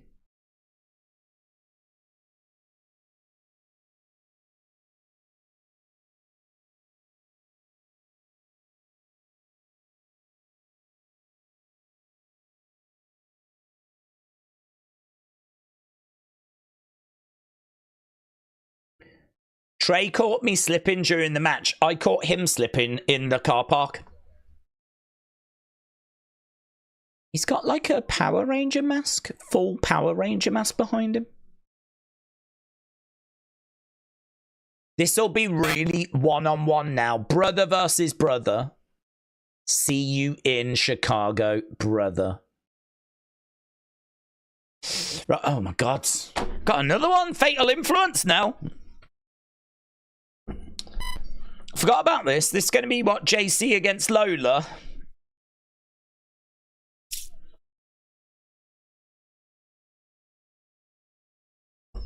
Okay, Jayne has made her way out with Jasmine and Fallon.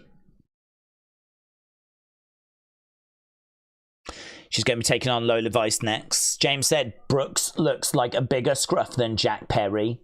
Big Time said Dion Lennox has potential to be a big name, but HBK doesn't see it, just pushing jobbers. Well, it's very early for him, isn't it? I mean, he'll get his opportunities. Alex Bliss Gamer said the WWE Vault has uploaded Alexa Eva from SummerSlam a couple of months. Oh, did it? I don't get it. I don't understand. They've uploaded like tryout matches, which to my knowledge are not on the network. But then they upload Alexa Eva from SummerSlam. Seems like there's some boomer that is running around WWE headquarters that they just don't know what to do with, and they're like, why don't you just start a new channel where you just put up some stuff that you think people will like to watch? You could put anything up. God, I wonder if that would be the dream job. You've got all the tapes and they're all the shows, and they're just like, just keep yourself busy, really. Just, you know, each day put some up, a few things a day. Just like old promos, old matches, maybe stuff people haven't seen, mixing some with some stuff people out. Yeah, just have fun, really. Just have fun. God, imagine that job. Imagine that. You could work really hard for a couple of days. You could get like a whole few weeks worth of stuff scheduled. Just go to Disney World. And it would just keep uploading, wouldn't it? See, I should do that. Didn't Thingy do that? That Nick Tomato guy. He scheduled a load of videos over a period of like 7 months, didn't he? And then actually what he was off doing was losing weight. So he uploaded a video where he was fat, and then the next day is like, I'm always 2 steps ahead, and all this. And then he revealed that he was actually skinny. I can't do that with streams. Or maybe I could. Could I pre-record streams? How would I do that? Daze, you touch the mic. There we go. Done. Daze, I wasn't able to go to the American Legion post 100 Lake State. No! No! The Legion was double booked. Oh, God. Cameron, why? Why are the Legion so incompetent? You couldn't go because they double booked the Legion. God. So what happened to ARW Pro, Cameron? What did they do? Did they have to cancel their show because the Legion was double booked? What was it double booked with? Was it bingo? I've got a lot of questions. I need answers. What was prioritized over ARW Pro? And why does it always happen to them? You never hear this happening to WWE, do you? They never rock up to Wembley, and it turns out that Wembley's double booked. I mean, in all fairness, they haven't rocked up to Wembley since 1992. But imagine that. Imagine in 92, WWE went to Wembley and they're like, oh, God, really sorry. We've actually got the bingo on tonight.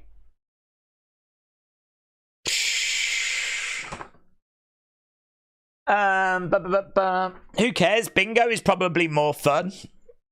That is true, actually. Carmen, did you go to bingo instead? And was it more fun? Please respond. James said, why would they want to upload atrocities like Alexa versus Eva? That was god-awful. Perhaps they're just masochists or something. I don't know.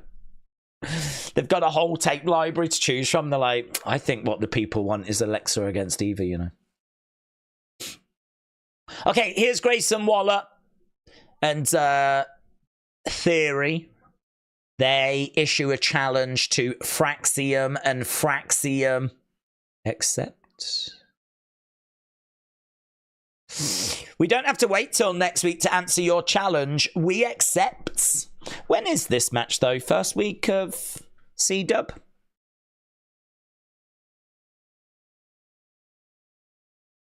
St. Louis. Are you free in St. Louis? So it's week 2 of C-Dub. Days 3 years, Brooks Jensen, and where did it go? Dead crowd, lacking charisma. It just doesn't have the look to make it. At what point does HBK realize it's not working? Well,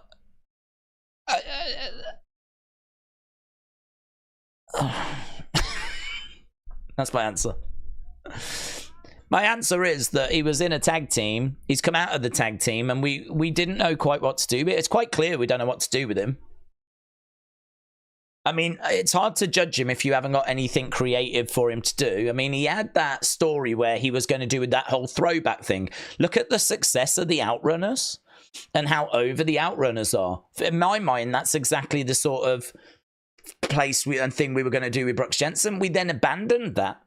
And we ended up doing this, like him drinking and invading the show instead. And where's that got us? It's got us him being put with Shawn Spears. Which this, I think, was the first week where they've actually come out together. So I don't know that you can say that it's not working when we haven't done anything. We haven't done anything. It was in Brooks and Jensen. I thought that team were all right. But they've decided that they want to go like a bit of a separate direction with both of those. So that's fine. But it's quite clear that they didn't have anything lined up for them, which I can't explain that. Well, it seemed like they had that kind of throwback gimmick lined up for Brooks Jensen. Why we abandoned that, I don't know. But this is part of the problem, isn't it? I mean, we don't know whose idea it was to abandon it. Was it that it was... They looked at the promos and it just wasn't a good fit? I mean, they've got a lot more information than we have. Because they work with these guys throughout the week and we don't see the stuff behind the scenes. So... For me, I would have done it. I look at the Outrunners and the excitement that I'm seeing for them in AEW. For me, I was really excited for Brooks Jensen doing that throwback stuff. I can't explain why we didn't do it, but we didn't. Someone's made a call for some reason. And now we're just completely in uncharted waters. So I don't see how we can turn around and say it's not working when what is he do? What have we got? We ain't got nothing for him. Like, the kid needs some character direction. I think we're trying something with him and Shawn. I don't know if that's going to work, though. But that's the whole thing with NXT, isn't it? You're not going to hit the bullseye straight away. There's a lot of people in NXT that are lost. Look at Jacy. Jacy was with Schism. Schism didn't last, and then he was doing, like, solo stuff. Look at Fallon Henley. She was with Brooks and Jensen. Then she went solo. Now she's in Fatal Influence. You've only got to hit the jackpot once. You've just got to hit the jackpot once, and then that could be your ticket to the main roster. So really, look at flipping Jacy. She was in Toxic Attraction. That looked like the vehicle that was going to get her up to the main roster. And then, of course, that all falls apart because of Mandy Rose. So then we do a great feuds with Gigi. And now she finds herself in this group. So now we're having to try and find something new for her. It's a win there for Lola. That match took all of 2 seconds. Probably makes sense, though, because I think we're really pushed for time here. So Jacy and Lola, we need to get the score up for that. 63, 13, 12, and 10. That is good. 87. Right, Jacy and Lola. Let's get the poll up for this. I can tell you Lola's being beaten down. Is that going to bring out Jada? That does bring out Jada. Jada is making her way down. Jada with a hip attack. Fallon to the outside. Jasmine charges over. Oh, that didn't go so well. She was trying to help her over the top rope, but she ended up getting a little bit caught. Looking for a suplex. No. Planted her face first. So Jada comes to Lola's aid. I think another problem with NXT is they're lacking the main event era, but the names, everyone is lost or it's 50-50. I don't even know that he's being built up, says Big Time. Well, what I would say is they're trying something with him right now. He's on the show and they're trying something. I'm not convinced it'll work, but we got to see, haven't we? This is the first week where he said to Sean, come on, should we give this a go? Is Riz and Tony. I got disrespected. Rest of the family was disrespected.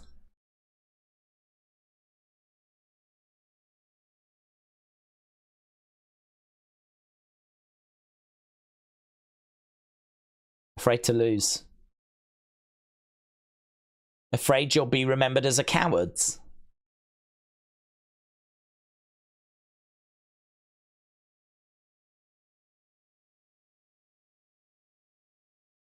You'll always have the family. I see what it's doing. I know you.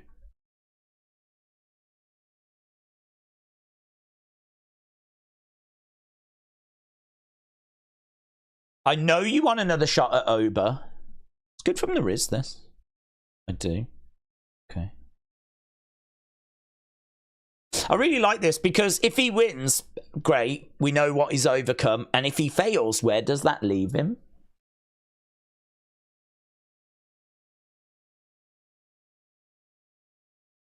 Stax believes in you. Luca believes in you. And so do I.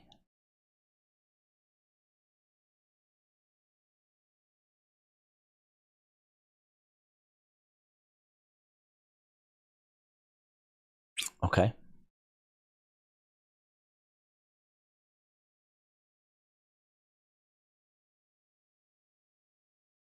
When did you get so tough? Bring it in. Ah. Tony and the Riz. Right, here is John Halibut. Rocky The scene homage, says Daryl. It's good, man. I think that's so good. I think there's a good chance that Tony will beat Oba, said Brony, because of this story they're doing with Tony being afraid. A.B. Jobson says, for the next Shawn Michaels, Jacy will take a lot of singles losses. Carmen said, Daze, the reason why ARW was not at the Legions because they were hosting a fundraiser to help a little girl through cancer. Well, fair play. That's what I'm going to say to that. Fair play. There's not really a great deal that you can say to that, is there, apart from, yep, okay, you've double booked it, but we're not going to deny that little girl the opportunity to raise money. So see you all next week, yeah? Thanks a lot, everyone. Thanks. That is more than an acceptable answer. But I hope that Brooks will win, said Mr. Quake. I think it's all Tony needs to do is eat some spinach. They're building up Tony to win, says Kurapika.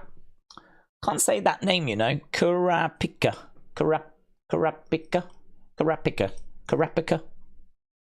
It's like Galapagos. Yeah, Galapagos. Kurapika. The Galapagos Islands, Kurapika Islands. I don't even know if there are Kurapika Islands, but that's what it makes me think. It's hard. Can't you be called Steve? God. Big Time said, how do we feel about Kalani as being champ? I think it's all right. It's all right.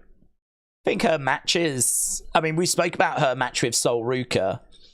It was funny actually because we said that we can see that they're putting the effort in, but I said that for me, the problem is that end result just doesn't have that boom. But apparently someone looked at that match and they found a sequence that was exactly the same as Ricochet Ospreay. It's funny how Ricochet Ospreay gets loads of praise, and then Kalani Soul had a lot of people going. But yet the sequence was the same sequence. At least one of them was. Just shows, doesn't it? You can do the same sequences and you can do the same moves, but if it's not the same delivery or the same impact, then it's completely different result.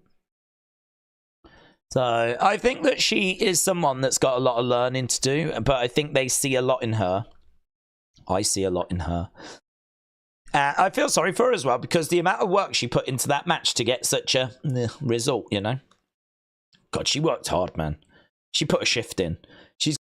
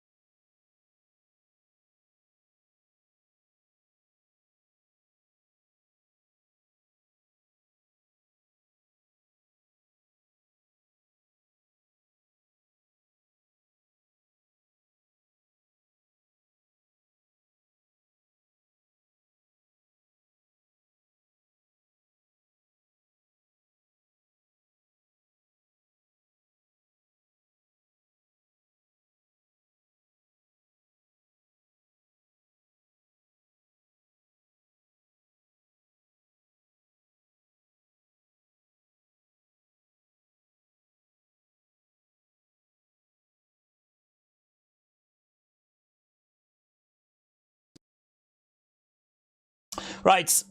I don't know what happened with that. We used to have that a little bit, didn't we? With like a bad cable, but... Oh,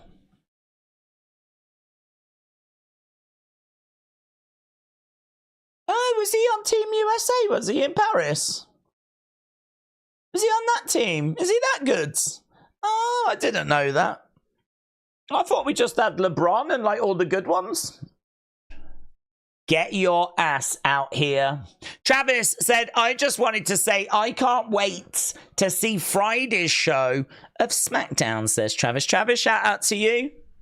It's going to be good, man. It's going to be good. Here's Ethan.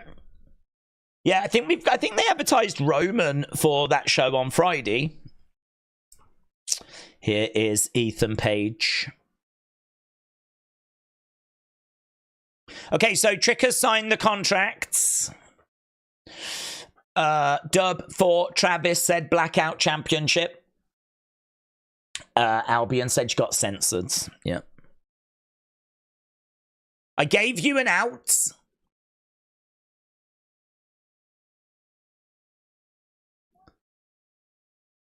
It's fine.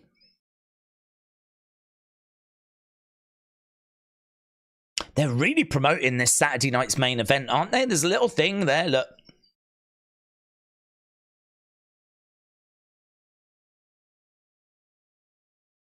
When it comes to this championship, Ethan Page is the Boston Celtics.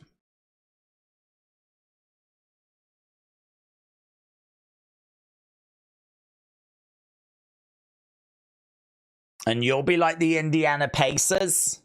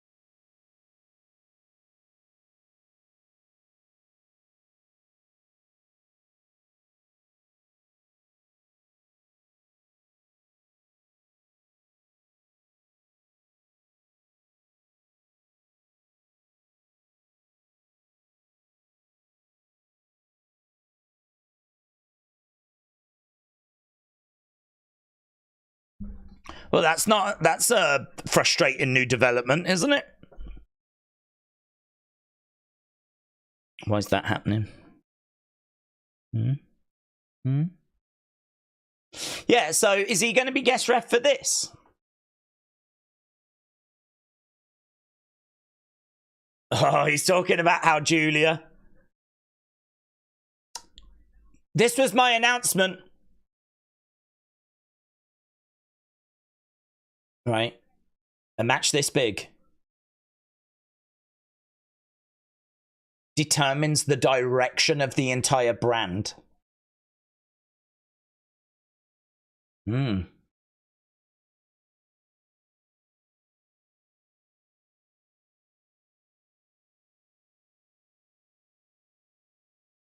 It needs something special.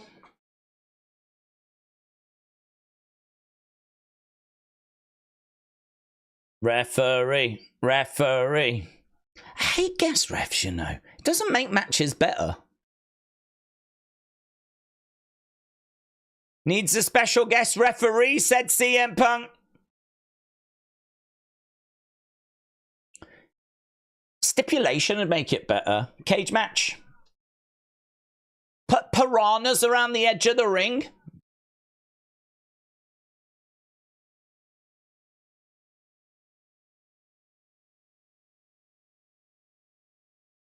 So CM Punk has announced, he's come back out and announced that he is going to be the special guest referee. I will be the official. You can start fighting right now since I'm the official. Well, there we go. CM Punk is going to be the guest referee. We thought he might be the special guest referee for Julia and Roxanne. Instead, he's going to be the special guest referee for Ethan and Trick.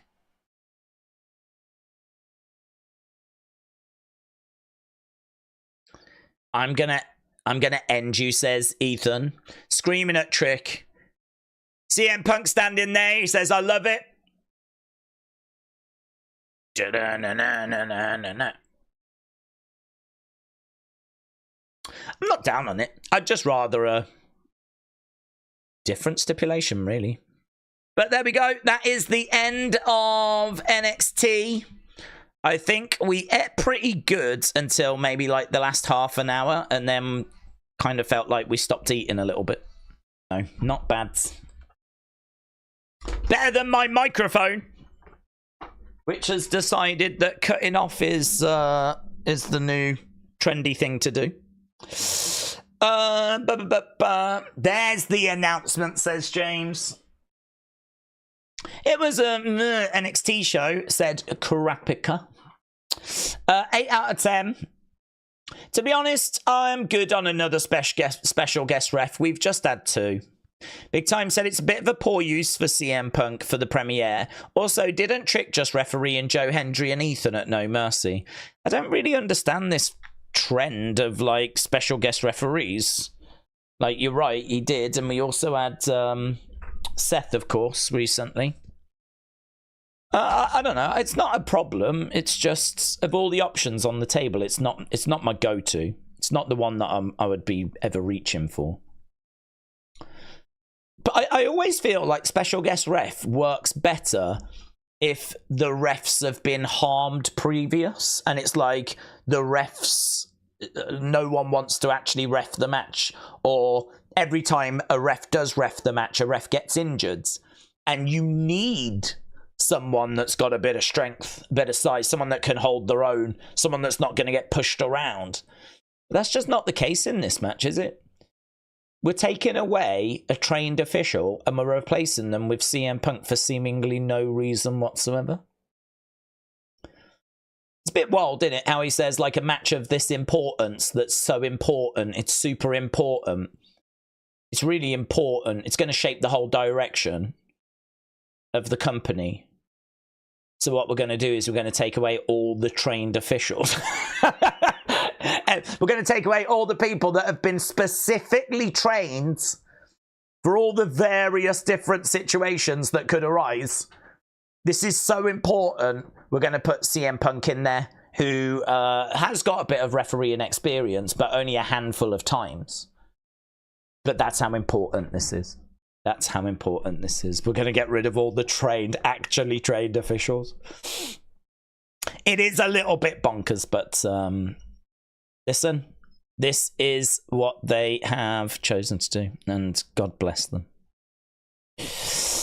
I was hoping for 3 stages of hell. That would have been good.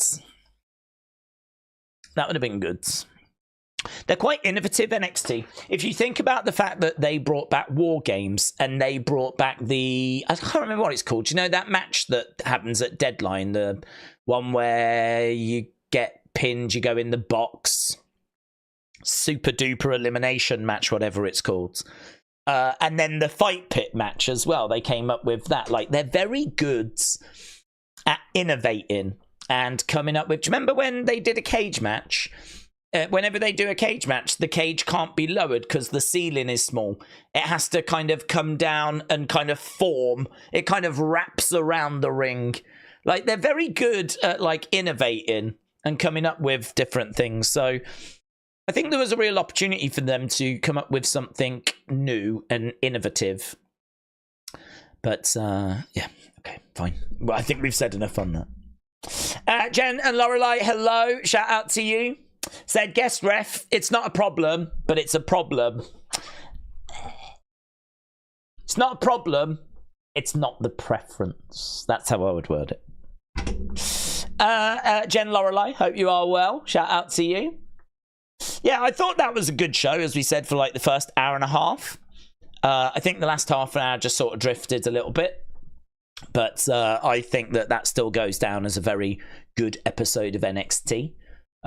Because for that first hour and a half, I mean, it was flying. It really was. Really thought there was some good stuff in there. King Eddy, shout out to you, buds. Hope you are well. I'm a bit disappointed that the selling points Thorpe Punk on the NXT premiere. It does take away from a...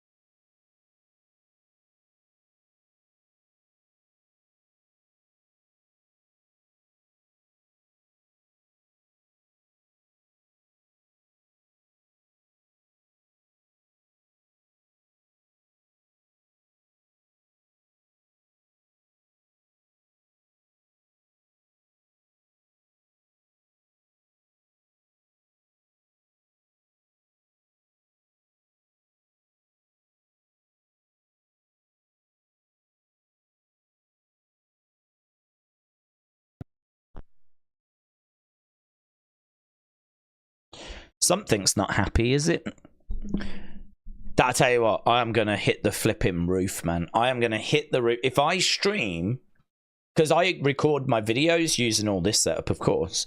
If I do a video that's flipping 20 minutes long, and then I go back to watch it and there's no sounds, I'm trashing this place.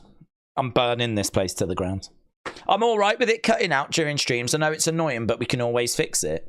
But if I do a 20-minute video that I record and then I find out there's no sounds, I'm burning YouTube down. I will literally set fire to this platform. I'll burn this place down. I have not changed anything. I have not done anything. There is no reason for this to be a little... You can finish that sentence yourself. So I think that's a cue for me to go, by the way. I think I'm being told by the gods that it's time for me to leave. So I'm going to go off and start working on Unseen. God only knows if there'll be sound. Let's hope there will be. But yeah, thanks a lot for joining us. I hope you enjoyed this. It was nice to spend a bit longer doing this and actually starting a bit earlier. It was good. Shame that the mic didn't feel the same way. But yeah, have a good evening, everyone. Appreciate the support as always. And I will see you again next time. Bye for now.